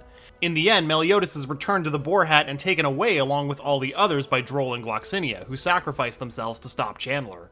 Already in the Boar Hat, Meliodas begins to release a poisonous miasma that affects others, so Elizabeth decides to take him outside. Without anyone noticing, Meliodas briefly recovers the constriction and stole Greyroad's commandment while he was in Merlin's test tube. When Chandler reaches the Boar Hat, Meliodas wakes up with Elizabeth still holding on as Chandler bows to him. While Bond tries to tell him that he's their comrade, Meliodas affirms that he remembers the rest of the sins, so Elizabeth and Hawk decide not to kill them. However, he claims that the 7 deadly sins are disbanded to the shock of everyone. He also declares that to save Elizabeth from the curse, he has to become the new Demon King. After declaring a word of defiance to his father through the eyes of Hawk, Meliodas gives his last words to his companions that the days he spent with them were not bad. Meliodas leaves with Chandler, ignoring Elizabeth's pleas to not do something like this. Meliodas arrives at the castle of Camelot and meets with Zeldris, who complains of the traitor returning to them and begins to argue with Meliodas over who's going to become the next Demon King. Their discussion's interrupted when Estarossa appears and says he has no interest in the throne itself, and more of the fight over it, and is shocked to see Elizabeth there. He instead decides that he wants Elizabeth, to which Meliodas declares that both the throne of the Demon King and Elizabeth belong to him alone.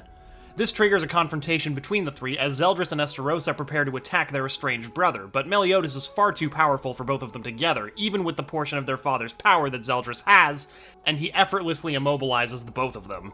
Elizabeth begs him to spare their lives, and he does, with Estarossa complimenting him for returning to his old self, but Zeldris is still pretty angry at Meliodas for his betrayal and claims that he doesn't care about the throne and only wants the power to save Elizabeth, and Meliodas doesn't deny the fact. Zeldris attempts to attack him once more, but Meliodas appears behind him and restrains him and whispers to his younger brother the reason for wanting the throne, and Zeldris begrudgingly agrees to help Meliodas, to the shock of Cusack and Peronia. Agreeing with Zeldris, Meliodas affirms that he's not going to reach the power of the Demon King, taking the power that he lends to Zeldris as initially planned. Zeldris asks Meliodas if he plans to train to reach their father's level of power, but he complains, saying that there's not enough time, and to save Elizabeth, he has to use the most immediate solution: absorb all of the 10 Commandments into himself. Revealing Greyroad's commandment that he had stolen, in addition to those of Gloxinia, Droll, and Gother that Zeldris already had, Meliodas entrusts his brothers to go and collect the other commandments. Zeldris and Estarossa both go off to claim the other 4 commandments, while Meliodas stays behind to protect Elizabeth from Chandler and any other demons who might try to attack her. In another room, Elizabeth begs Meliodas to rethink things and ask the rest of the Sins for help. He says that this is the only way, but reveals the horrible truth that once he becomes the Demon King, he'll most likely no longer be able to stay in Britannia. Elizabeth tearfully asks then, what's the point of breaking the curse then? At which Meliodas realistically points out that he believes that her love for him is imprinted by the supreme deity, which angers and saddens her and makes her ask why doesn't he just find another girl to love. Surprisingly, Meliodas reverts to his human-like form and explains that Elizabeth is the only girl he's ever gonna love. She happily embraces him, but Meliodas then returns to his demon form and bluntly says that he felt nothing and that the promise he made to her 3,000 years ago is all he has left. Elizabeth decides that she's going to team up with the other Sins to stop Meliodas from absorbing the commandments and angrily slaps him into a wall with Arc before she runs off, promising to save him. Meliodas quickly runs in search of her, but he's unable to find her. Shortly after, Meliodas sees the light coming from the pact formed between Elizabeth and Ludociel, aware that the four archangels just joined the battle, looking serious. When Zeldris returns announcing his failure to recover Melascula's commandment due to Merlin's deception, it reveals that the four archangels had been revived. Meliodas confirms it by affirming that Elizabeth and the Sins had allied with them, leading Zeldris to make fun of Elizabeth for fleeing him. Meliodas says that none of that will matter once he's become the Demon King, as it would easily give him enough power to destroy all of their opposers. Sometime later, Arthur infiltrates the castle to retrieve the holy sword Excalibur and use it to free Camelot. I guess the standard Arthurian legend is just happening in the background of all of this? However, he's intercepted by Zeldris and Cusack before reaching it. There, Meliodas reveals himself to the young king, telling him that this is no longer a place for humans, but he gives him a chance to leave. When Arthur asks him why he's with these demons, Meliodas reveals that the man he knew no longer exists. Devastated by the betrayal of one of the most admired, Arthur unleashes his fury by taking Excalibur. Meliodas and Zeldris shudder to feel the strange magic coming from the sword. After surviving the exterminate ray of Chandler, Arthur manages to cut it in half with Excalibur, going on to do the same with Cusack. Surprised, Meliodas and Zeldris receive their attack as well, destroying a good part of the castle. After Arthur falls debilitated when not being able to support the power of Excalibur, Merlin appears at the last minute, saving Arthur with her icicle castle. Meliodas asks Merlin to return Melascula's commandment, but Merlin tells him that just as he tries to save Elizabeth, his friends and his beloved are giving everything to save him. Merlin tells him to not forget it before teleporting along with Arthur and Kath. New Holy War Arc. As time passes and Estarossa doesn't return from his search, Meliodas decides to go ahead and absorb the 5 commandments he already has, including Zeldris's. Meliodas tells Zeldris that he has to deliver the other 5 before half a day after he's absorbed the others to properly complete the ritual to obtain the powers. Meliodas proceeds to absorb the 5 commandments after giving Zeldris an apology for the kind of older brother he was. In order to properly absorb the commandments, Meliodas locks himself in a cocoon and releases a large sphere of darkness around the castle of Camelot, passing under the protection of Zeldris, Chandler, and Cusack.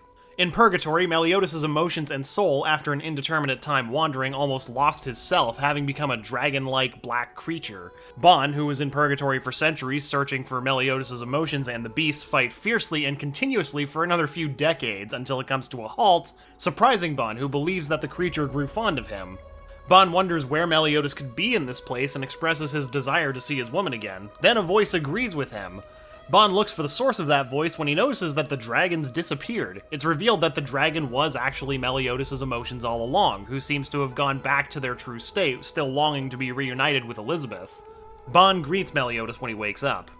Meliodas and Bon start talking about Purgatory. When Bon reveals that he went there to look for him, Meliodas asks if he knows a way out. Bon realizes that he never really considered how he was going to get back. Meliodas is disappointed in his stupidity, asking how he would throw himself into Purgatory without even thinking of an escape strategy. But Bon says that he couldn't leave him alone in such a place. Meliodas is happy to at least have his friend with him in that horrible place, to which both of them are, as pleased as they could be.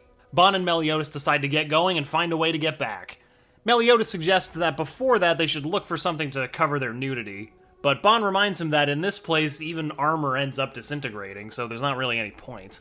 Meliodas then shows him the 2 kinds of creatures that inhabit Purgatory. One of them, an alien species which evolved to survive in Purgatory, can be used to make suitable clothing. That's awfully convenient. Bon tries to capture one of these creatures, but his speed allows him to avoid it completely and go after Meliodas. Seeing how the creature manages to knock him down easily, Bon asks him what happened with this monstrous force. Meliodas understands that being only the emotions of the real Meliodas, he'll only end up delaying Bon.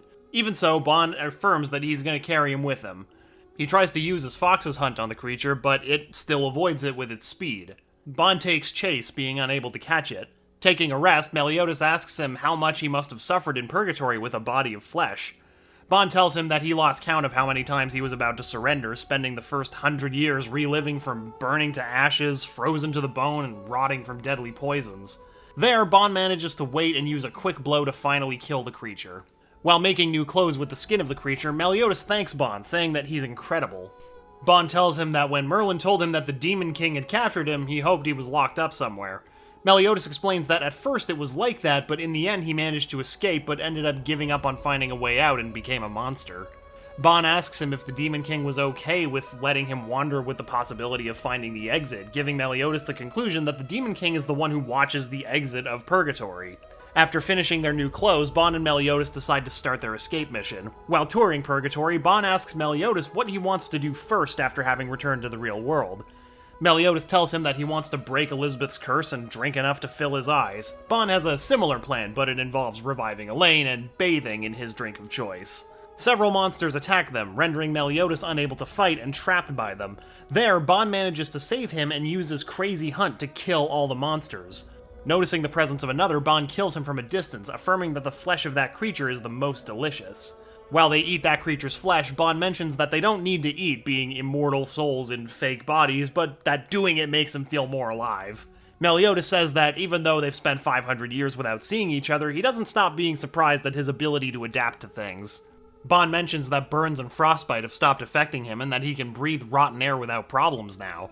Meliodas declares that he's the only human who's survived so long in Purgatory and retained his rationality. Bon says that this is due to his immortality, but Meliodas remarks that with that it wouldn't be enough. Bon believes that it's because he was raised in a horrible environment as a child, but Meliodas doesn't believe that that's related either. There, both notice the presence of some individual observing them. Meliodas launches to attack this spy with his sword, but all of his thrusts are avoided. Bon tries to catch him, but the spy just leaves his hand on the bones and catching him in the back. Bon asks if he's a subordinate of the Demon King. The spy denies it, but says he can take them both to the Demon King if they both help him too. When asked what he wants help with, Bon and Meliodas are shocked to see that this individual posing as Wild looks identical to Hawk. Wild declares themselves to be a warrior in search of his younger brother. Bon and Meliodas wonder if this brother is Hawk. Wild says that his brother is called Mild, but that having been sent to another world since he was born, he might not remember his real name. Realizing that Hawk could be his brother, Wild breaks into tears of joy. After passing the sandstorm, Bon, Wild, and Meliodas go to the Demon King's location. On their way, Bon asks how long the Demon King has been in Purgatory. Wild tells him that he's been there long before he was born, millions of years ago. And Meliodas says that the time corresponds with the 3,000 years of the living world. When Meliodas says that he's a good older brother, Bon asks why he should be. Upon learning that he also has a younger brother, Bon asks him about Zeldris. Meliodas stops to talk to Bon and Wild about their younger brothers, Zeldris and Estarossa. Bon is surprised to learn that Estarossa is his brother, claiming they have no resemblance, to which Meliodas says there's not much he can do to help Estarossa with that. When Wild asks about Estarossa, Bon reproaches him. There, Meliodas begins to feel strange about his memories of Estarossa. Suddenly, a voice interrupts him, claiming that he doesn't remember anything about Estarossa either. This is revealed to be the Demon King. After Wild fails to attack him, the Demon King unleashes a blow on all three. Bon manages to evade and catch Meliodas half-fallen, surprised by the incredible power of the Demon King. Bon uses his physical hunt on him, but to his surprise, his energy is being absorbed instead. Upon falling from his exhausted strength, Bon is caught by Meliodas after the Demon King threw lightning bolts all over the place. Bon wonders what kind of magical power the Demon King possesses, which was able to render useless his snatch and Meliodas' full counter, as well as Wild's attacks. Meliodas reveals the power of his father, also called the Demon King, as the Ruler. There, both the Demon King and Meliodas talk about the memories of Estarossa, when Meliodas tells him that while Estarossa was his son, he was born without the power of darkness and a weak-hearted coward who wouldn't even kill a single insect. The Demon King contemplates that part by saying that he took pity on him and gave him a commandment, shocking Meliodas. The Demon King then realizes that Gowther is behind this, as he was the only commandment who betrayed the king, and was the only one who can do so. While 60 years pass in Purgatory, the trio still battles the Demon King, being defeated every single time they charge at him. After their 6,093rd defeat, the three stop to eat. Meliodas begins to think that maybe Elizabeth won't die if he doesn't return, but Bon convinces him that they shouldn't surrender until they escape and can eliminate the curse of Elizabeth and revive Elaine. Bon and the others return to launch themselves against the Demon King once more, only for the same succession of events that lead to being easily defeated by the rulers repeated. When they're thrown away, Bon discovers that his powers could also heal, as Wild's wounds had been healed by him not giving some of his own life, a fact that develops after the 60 years of his power being absorbed by the Demon King. However, upon analyzing what happened during their fights, they also discovered how to get around the Demon King's power, and they charge at him once again. Bon, instead of using his snatch to try to steal the strength of the Demon King, uses it to give him his own power instead. This surprisingly ends up weakening the Demon King. Meliodas reveals that the ruler reverses the effects of enemy abilities, turning damage and debilitation into power and healing. Bon uses his infinite life to keep weakening the Demon King to allow Meliodas and Wild to reach the exit of Purgatory. However, the Demon King manages to revert the effect by switching off his power. Meliodas then tries to battle the Demon King himself, as the gate to the real world has been revealed now. Infuriated, the Demon King rages on about how Meliodas defied his father, but Meliodas coldly tells the king that he's no longer his father and is not able to understand why he keeps referring to Meliodas' emotions as a failure. The two trade blows, with the Demon King parrying every blow with his massive sword with ease while telling his son it's because of Meliodas' emotions destroying his plans of passing on the mantle of the King of Demons onto his own son, which Meliodas scoffs at, telling his father he's more of a destroyer than Meliodas ever was. Wild decides to use Wild Full Throttle, ultimately leading to his death, as this technique is considered by him to be his trump card, consuming all of his life force to increase his power. With this technique, he's able to hold off the Demon King, giving Ban and Meliodas a chance to escape. As they descend towards the real world, Ban and Meliodas lament that in the end, Wild and Hawk won't be able to meet. However, the Demon King manages to grab Meliodas from Purgatory to prevent him from escaping. Meliodas assures Ban not to worry about him and that he'll escape by his own means. The Demon King's arm is severed, and he's shocked that Meliodas has the power to destroy his body. The Demon King says he can't allow Meliodas to go back since he'll ruin all of his plans. This puts a big, dumb smile on Meliodas' face, commenting that he's never seen the Demon King so panicked before. Back in the real world, during the battle against Zeldris and the original demon, Meliodas' cocoon finally absorbs the other 5 commandments. Although Merlin managed to stop the time of the cocoon, her efforts are in vain as Meliodas, who has already completed the process of absorbing all of the commandments, becoming the Demon King, breaks free before the spell takes place. As his powers completely engulf the surroundings in darkness, leaving everyone shocked by his overwhelming strength, Elizabeth shakily asks Meliodas if that's still him. Meliodas, now looking like an adult, smiles. However, he's revealed to have been turned into his father's vessel, revealing that it was the Demon King's plan from the beginning to create the commandments and have Meliodas absorb them to take his young and stronger body for himself. However, when Ban appears to face the Demon King, Meliodas also resurges inside his body, where he starts a fight with his father. However, Meliodas is backed by Elizabeth and the Sins, who enter the spiritual world thanks to Gother's magic. As Meliodas can't believe that they're there, Merlin assures him that he's not dreaming. They are there, in flesh and bone. Or, actually, they're spiritual bodies, but, you know, whatever. Elizabeth tells Meliodas not to surrender and that they'll be his strength. When meeting, Elizabeth can finally tell Meliodas that she loves him, and Meliodas asks her if he looks any older after having spent a millennium in Purgatory. The Demon King is infuriated by their presence and attacks with the intention of eliminating them.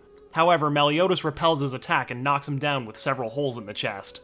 At the doors of his demise, the Demon King begins to fly across the battlefield in a state of madness, in a desperate attempt to take Meliodas to death with him. Ban manages to intercept and stop his death throes, and then sends him flying with a kick. King, Elizabeth, and Merlin then combine their techniques into their combined technique, Triple Poison, leaving the Demon King trapped. This, however, manages to break him free in a berserk state. There, Deanne surprises him with Diamond Tower, giving Ban the opportunity to give the Demon King the final blow.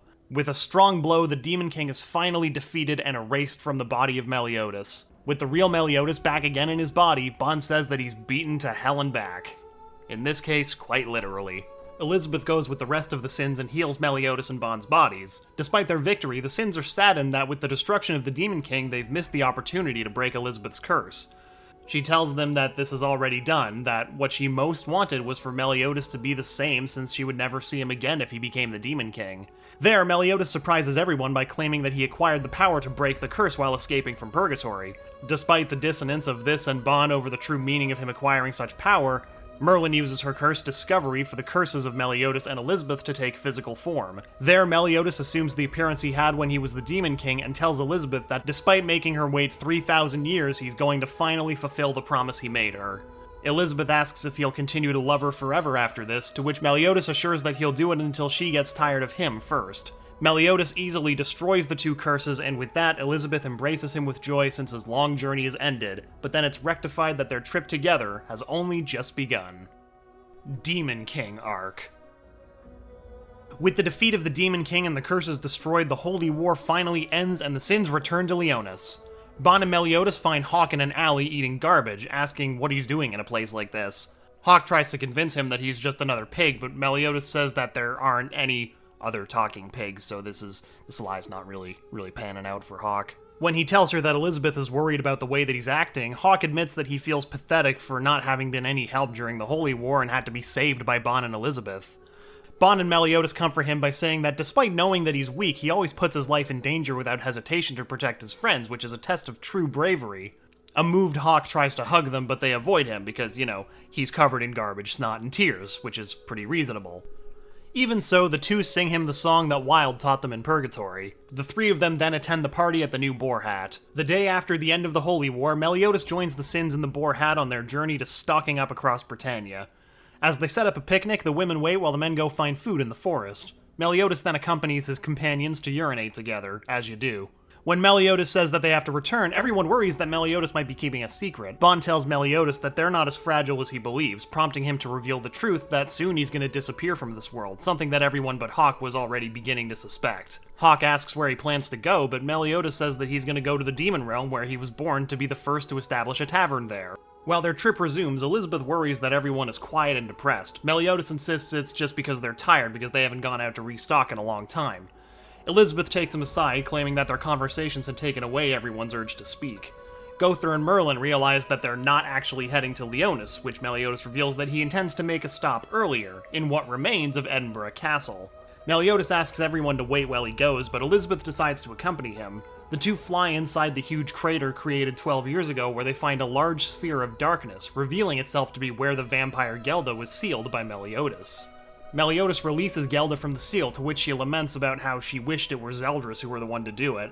As she's about to fall into despair, Meliodas interrupts her and quickly tells her how Zeldris wanted to see her and that she was his only hope. She responds that, although they love each other, what he really wanted was to become the new Demon King. Meliodas confirms this, explaining how Zeldris wanted to be the new Demon King to create a peaceful system so that he and Gelda could be together without any repercussions from anyone. Gelda notes that Meliodas is referring to Zeldris in the past tense and asks where Zeldris is. Meliodas answers that Zeldris went missing after the battle with the Demon King. After learning this, Gelda leaves to go find him herself, stating that she doesn't care where he is in the world and asks if Elizabeth can understand where she's coming from. Elizabeth questions how he knows her, and Gelda tells her that everyone knows her name in the magical realm. Upon returning to Leonis, Meliodas goes with his friends to a meeting organized by King Bartra. There, he asks Meliodas to marry Elizabeth and become the king, which makes Meliodas comedically do a spit take. The king ensures that Elizabeth will have no objection, but she says that she can't accept. Everyone is stunned when Elizabeth reveals that she plans to go to the Demon Realm with Meliodas. Meliodas is of course reluctant to this, claiming to regret it now that she's human. However, Elizabeth says that she's determined to do it. The Sins meet in the Boar Hat discussing what happened. Meliodas agrees with Merlin that Elizabeth was always that determined, even when she presented him with Stigma 3,000 years ago. Gowther asks him if he has any regrets in that world. Meliodas says he would have liked to see his son have a scuffle with Bon, but he also has a mountain of regrets. Since even though the war was stopped for the time being, the hatred between the Demon Clan and the other races hasn't completely disappeared, not to mention those lost during the war, including Arthur, who Meliodas claims to have been a magnificent king. Meliodas laments over how he's spent the last millennia only worrying about how to break the curses, and as a result has let his only brother die twice. He says that he deserves to be in hell for everything he's done. The Sins deny that by claiming that he's a good person and that he saved them all now and in the past. Meliodas thanks them for affirming that he is who he is today thanks to the fact that the 6 of them were always there for him. There, Meliodas declares that the 7 deadly sins officially have disbanded. Again. The next day, Elizabeth and Meliodas have an emotional farewell at the entrance to the Demon Realm. However, before being able to cross the entrance, a gigantic rock is detached from a nearby boulder and falls over Elizabeth, seemingly crushing her to death. Everyone, especially Meliodas, can't help but look with horror at the curse that was not broken after all. However, Elizabeth is saved at the last minute by Merlin, who teleported her to safety just in time. Meliodas then uses Curse Discovery to reveal that Elizabeth's curse was restored. Meliodas tries to destroy it once more, but as soon as he does, the curse regenerates again. Meliodas concludes that this is because as the curse was put on by the Demon King, it continues to exist. After all, the Demon King is still alive. Merlin wonder how that can be, given that the commandments have no vessel. King and Deanne wonder who could be able to withstand the commandments when not even Mael was able to sustain 4 of them. Elizabeth and Meliodas conclude that Zeldris, the only one besides Meliodas capable of resisting the commandments, has become the vessel of the Demon King.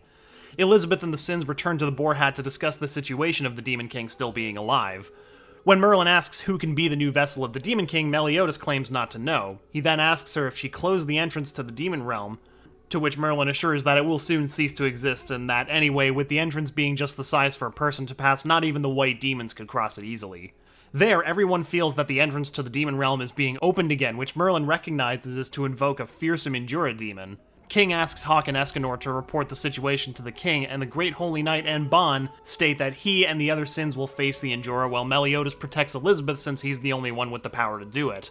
On the way, Elizabeth asks Meliodas if they're gonna go where the Demon King awaits them, to which Meliodas says they go to Lake Salisbury, the greatest concentration of magic in Britannia, where the Demon King must be recovering the power he lost in the battle against the Sins, and to get the full assimilation of his vessel. Elizabeth assures him that Zeldris is waiting for him, and that they can save him. Meliodas remembers the occasion when he argued with Zeldris 3,000 years ago about his desertion of the Demon Clan. Upon reaching the lake, Meliodas and Elizabeth confront the Demon King. As a tremendous lightning storm strikes, the Demon King claims that the environment is enraged because it doesn't need the existence of two Demon Kings. Meliodas replies there shouldn't even be one Demon King. Warning him to prepare, Meliodas claims to throw all of his feelings into his face, so he launches and exchanges a blow with the Demon King. After retiring to the sky, the Demon King exclaims that he never expected Meliodas to become so much of a failure. He asks him if he really intends to eliminate his brother and then erase his own existence. Meliodas denies it by claiming that he'll be the only one to disappear and that Zeldris will indeed save him.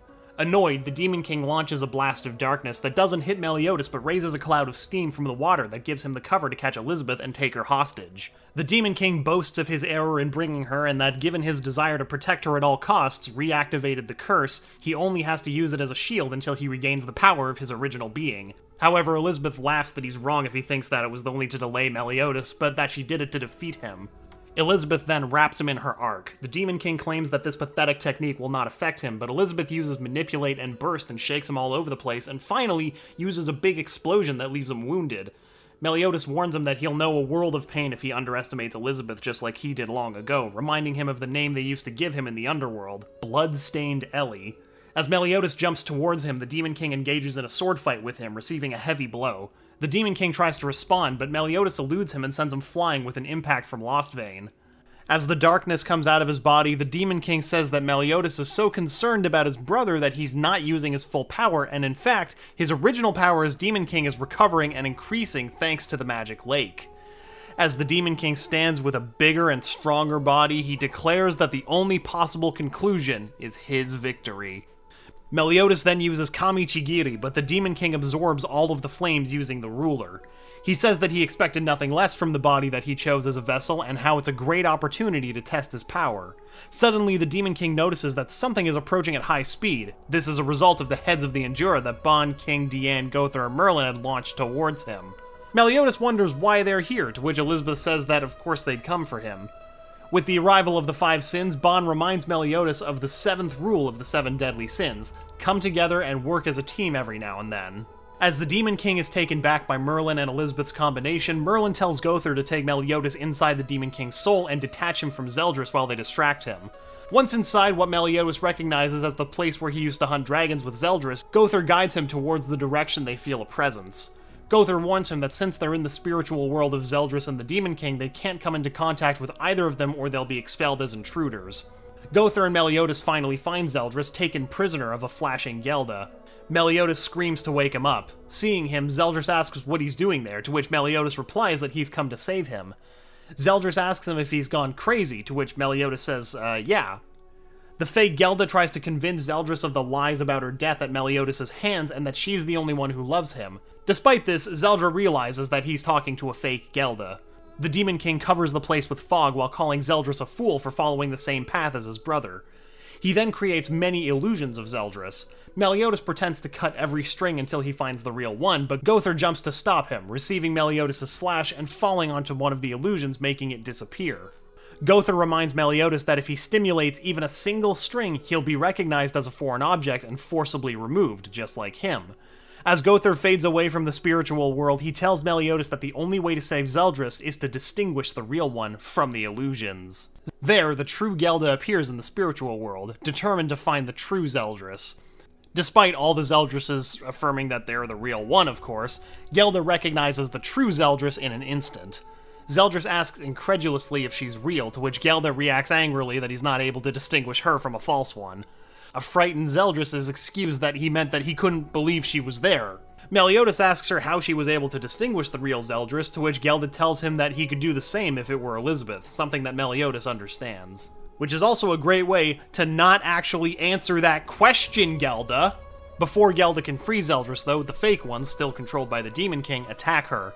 However, Meliodas shields her by saying that Zeldris needs her more than anyone else and that he leaves him in her hands, and tells Zeldris that he must prepare to stand and defeat the Demon King.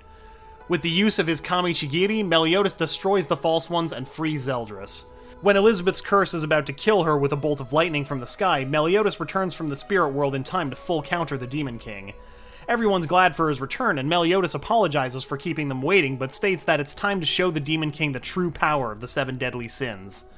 When Diane uses her mother creation against the Demon King, he says that there's no way for her to defeat him. Meliodas and Elizabeth claim that he's wrong because Diane is the kind of person that always thinks of others first, no matter what happens to her, and that he'd be very afraid to get on her bad side. Pretty sure he was already on her bad side, to be honest. After noticing that he's in a place that he doesn't recognize, Meliodas says that this is his last resting place, since the Sins are about to launch their mission to defeat the Demon King, now that without the lake, he's lost his ability to recover magic. Escanor points out that he has even more bad news for him. It's high noon. The Demon King proceeds to bury a blow to Escanor in the womb, but surprisingly, Escanor's power doesn't diminish despite having spent his time as the One. Diane and King wonder how it's possible for him to continue as the One, to which Meliodas reveals that Escanor is turning his own vital force into magical power, basically burning his own life. Combining their techniques, the Sins manage to destroy the monster of darkness. With the Demon King practically defeated both in the spirit world and in the real world, the commandments begin to leave Zeldris' body until they completely detach from him, allowing Zeldris to recover his physical body. However, the Demon King's conscience refuses to let his vessel go and tries to retrieve it. However, Bond snatches Zeldris away before the commandments can possess him again. Meliodas thanks him for all that, to which Bond tells him that he owes him 10 rounds of Aberdeen Ale. Enraged, the Demon King rises, and the commandments disperse into the surrounding area, beginning to take over every living being, rock, and hill. Thus, the Demon King stands with a new gigantic and monstrous vessel created from the same land of Britannia. As the Sins launch their attack, the Demon King uses Death Zero to immobilize them with gravity pressure. Meliodas launches his Trillion Dark along with the other Sins' strongest techniques that Merlin combines into a single powerful attack using Power Full Conversion. Meliodas sends the attack back to the Demon King, killing him once and for all. In the resultant destruction, Meliodas saves Elizabeth from a flying boulder and advises Gelda that Mael had already helped Zeldris. While watching his friends talk randomly, Meliodas is asked by Zeldris about how the combined attack with enough power to destroy Britannia affects only the Demon King. Meliodas then shows him the water that remains from Lake Salisbury, which has absorbed all the excess power from their attack. Meliodas then goes to throw all his power to the commandments to completely destroy them along with the Demon King. As everything ends, Meliodas declares that it's at last time for a celebratory drink and invites Zeldris to join them. Zeldris says that he doesn't want to be around people, but he'll think about it if it's one-on-one. While everyone watches Zeldris and Gelda fly away, Escanor says it's time to do the same because everyone's waiting for them. Sad, they say they must all return together, showing that everyone has already seen that Escanor is about to die since his body is burned to the point that it disintegrates and can no longer move. Escanor says that he has no regrets in his life and is grateful for having met everyone. He gives each person a few last words. He tells Meliodas that he owes him all his life and that he's a true friend who has no equal. As Escanor disintegrates away, Meliodas wishes him to rest in peace. King of Chaos Arc. Upon returning to Leonis, the Sins join the celebration banquet in the castle. Diane happily states that all the Sins have achieved their goals, mentioning that Meliodas will no longer have to leave this world as he relinquished his power as Demon King to destroy the commandments. She ends up realizing that she never knew what Merlin's goal was since she never talked to them about it, but King and Bond stress that she couldn't have been working 3,000 years for nothing. Merlin then declares that as comrades of fate, everyone deserves to know and see it. Merlin then teleports the Sins and Elizabeth to Lake Salisbury, where they find Hawk Mama in front of the orb of water that used to be the lake. Merlin says that it's time to start, when Meliodas asks her what is about to start. Merlin surprises everyone by declaring that she refers to Arthur's awakening. Meliodas wonders if she means to revive him. There, Hawk jumps over Meliodas and cries out to everyone for abandoning him, to which he apologizes. As the lake water begins to shine and its light reaches Excalibur, Merlin tells Arthur that she was wrong, since the sword was not the one that would kill him, but the key to advancing to his new stage. After an explosion of light, Arthur wakes up having been revived. However, he begins to act strangely as his body aches. Merlin says that humans are the most polarizing of all races because they possess qualities of good and light at the same time as evil and darkness. Their very existence is essence of contradiction, and this contradiction is a form of chaos. She declares the human chosen by the priestess of chaos will become the ruler of chaos. Meliodas asks Merlin to tell him what she did to Arthur, to which she replies that she's already told him. Her goal was to awake Arthur, but as the king of chaos. As his eyes turn black, Arthur starts screaming desperately in pain, to which Meliodas flies to help him. However, seeing him, Arthur remembers that the last time he saw him, he had betrayed his companions and allied with the Demon Clan. There he hears the voice of Arthur, who, wrapped in great darkness, laments the fact that Meliodas betrayed him. There, Merlin hugs him and tells him that Meliodas didn't betray him and that he shouldn't let his powers consume him. Arthur then manages to calm down, and reality returns to normal. Merlin tells him that the Meliodas of that time wasn't the real one. Arthur insists that he betrayed everyone, but Merlin explains that he misunderstood him, and the proof is the fact that the Sins and Elizabeth are there with him.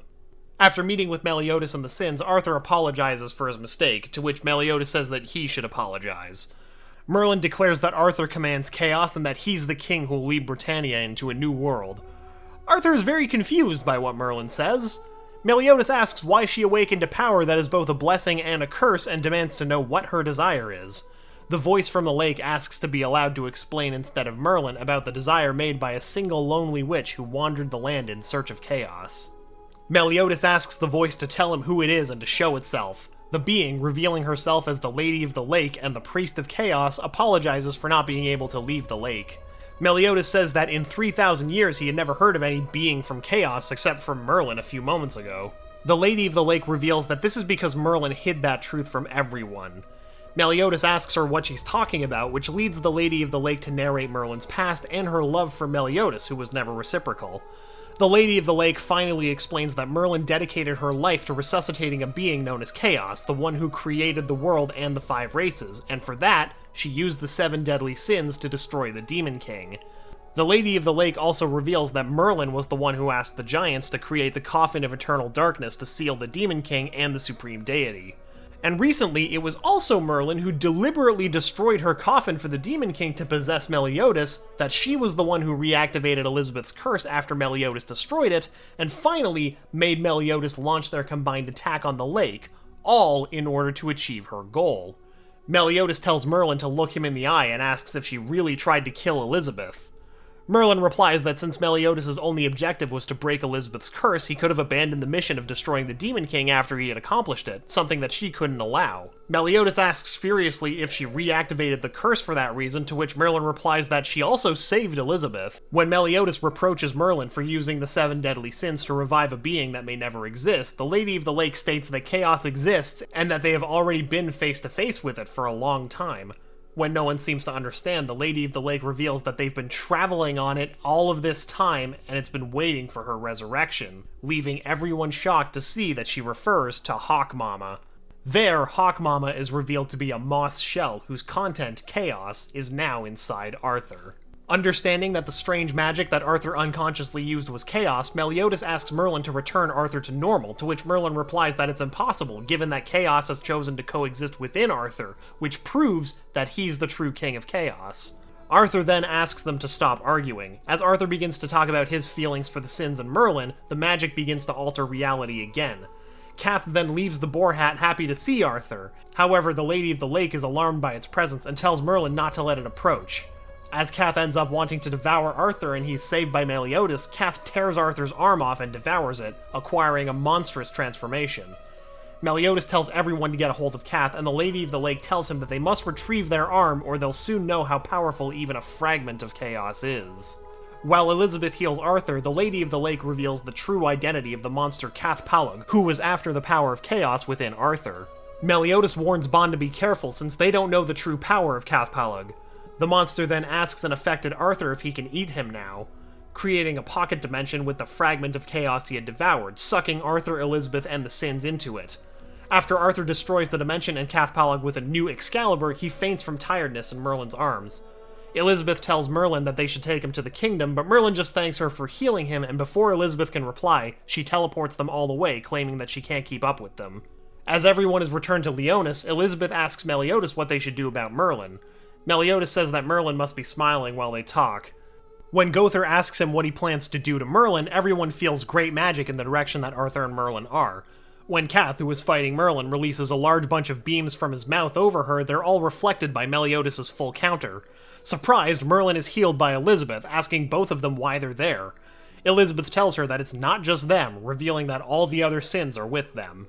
Merlin rushes to help Arthur, confirming that he's only unconscious. Meliodas then tells Merlin that they'll make her take responsibility for resuscitating Chaos, so she must devote the rest of her life to protecting and guiding Arthur. Merlin says he didn't have to come here to tell her that, since that was already her plan. Meliodas adds that they also have the responsibility of forgiving her foolishness, so he asks her to allow them to protect her. Merlin says that she's indebted to everyone. Cath starts to regenerate, stating that he's sick and tired of everyone always getting in his way. Bon and Meliodas interrupt, pretending to start the fight by saying that they've talked enough. Cath starts fighting, but is suddenly frozen in time by Merlin's chrono coffin. Merlin says that Chaos's power will allow him to free himself in perhaps a dozen years or a few centuries. Meliodas says they'll deal with it at the time, and then everyone says goodbye to go their separate ways. Meliodas and Elizabeth marry while they lament that no one else went to the ceremony since King and Deanne are marrying at Fairy Realm, Bon and Elaine are busy together, Gowther and Hawk are out doing whatever it is they do, and Merlin and Arthur are rebuilding Camelot. Then suddenly, Meliodas is seen as the King of Leonis next to an old Elizabeth dying in a bed, lamenting that Bon died and they can't see King and Deanne. Elizabeth says it'll be the last time they're together since she no longer reincarnates and that they've had 3,000 years of happiness. A knight suddenly bursts in, warning Meliodas that Cath invades the kingdom. Cath then fights with Meliodas, mocking that he's alone because that in a chaotic world there are no constants, and everyone finally leaves as if they had never been. However, the voices of his loved ones tell Meliodas that he'll never be alone because their bonds will never break. This awakens Meliodas from the illusion, surprising Cath-Palug. As Meliodas wakes up with everyone else in a trance, Arthur explains that he was in a vision of an uncertain future. Meliodas asks if he's okay, and Arthur tells him that they should look for a way to beat Cath. However, when Cath throws himself at them, Arthur says he's discovered how to beat him. He says that he'll devour him before he has a chance, invoking Chaos's power to open the dimension in his mouth. Arthur says that if he can't defeat him, then he'll absorb it and at the same time recover the chaos that he stole from him. Cath-Palug is then completely absorbed. As everyone returns to reality, Bon asks if he regained the power that Cath stole, to which Arthur says he's not sure, but Merlin says that Chaos's power is back in full, and that what he has in his hand is the proof, surprising Arthur by seeing a new form of Excalibur. Meliodas admires the power of the sword, saying that it's perfect for those who want to create an everlasting kingdom. Arthur's ashamed to say that it was quite silly, but Meliodas encourages him that a man can't retract after saying a promise out loud, and that the objective he set is very wild and worthy of being accomplished.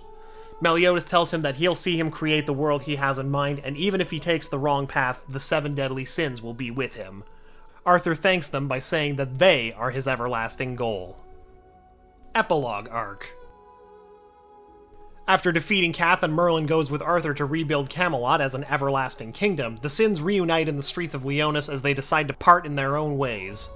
When Elizabeth and Meliodas return to the castle, Bartra is pleased that Meliodas has decided to agree to marry Elizabeth and succeed him as king.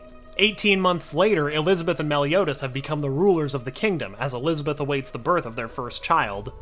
She comments with Meliodas the reactions of Zeldris and Gelda when they find out, since they had never heard of the conception of a demon and a goddess, although she is technically half human. They name their son Tristan, and Elizabeth says that there's a great future waiting for him. As Meliodas looks out the window, he wonders what kind of future will come. 10 years later, Meliodas' son Tristan is seen running through the streets as he overhears the stories of how his father and colleagues were framed for attempting to overthrow the kingdom, and is found by Meliodas, who gathered Deanne, Bon, King, and Gowther together. Seeing his son's belief that he and the others are criminals, he humors them by pretending to be the evil sinner he's told to be, shocking his son despite Deanne's disapproval and Bon's humor. However, Tristan rushes to his father with multiple attacks that are easily parried by Meliodas, who's surprised to hear Tristan's desire of becoming a holy knight due to his sense of justice. Meliodas then brings him outside along with Elizabeth and the others as the entire kingdom gathers to wish Tristan a happy 10th birthday. Despite seeing the admiration of the citizens, Tristan still sees his father as a short, irresponsible drinker that pervertedly gropes Elizabeth's boobs every day, to his mother's embarrassment. When Meliodas asks him what he wants as a present, Tristan claims he wants a legendary sword but is quickly shot down. Gowther decides to give him a special present and uses his magic to show Tristan the entire story of the 7 deadly sins, making him shed a tear. The next day, Meliodas is seen sparring with his son, who blames him for not telling him the truth. When Elizabeth calls him over, Meliodas wonders what his son will be like when he grows up, and Tristan claims that nobody can tell the future, but he says he sees it a different way. The future is infinitely expanding, like the sky, that nothing is set in stone. He claims it's fine whatever Tristan wants to be it a knight or a king. But Tristan claims he already knows what he wants as the two walk forward. One of the 7 deadly sins. Did you enjoy our video? Be sure to check out our other great videos on the Amagi, and make sure to subscribe and ring the bell to be notified about our latest videos.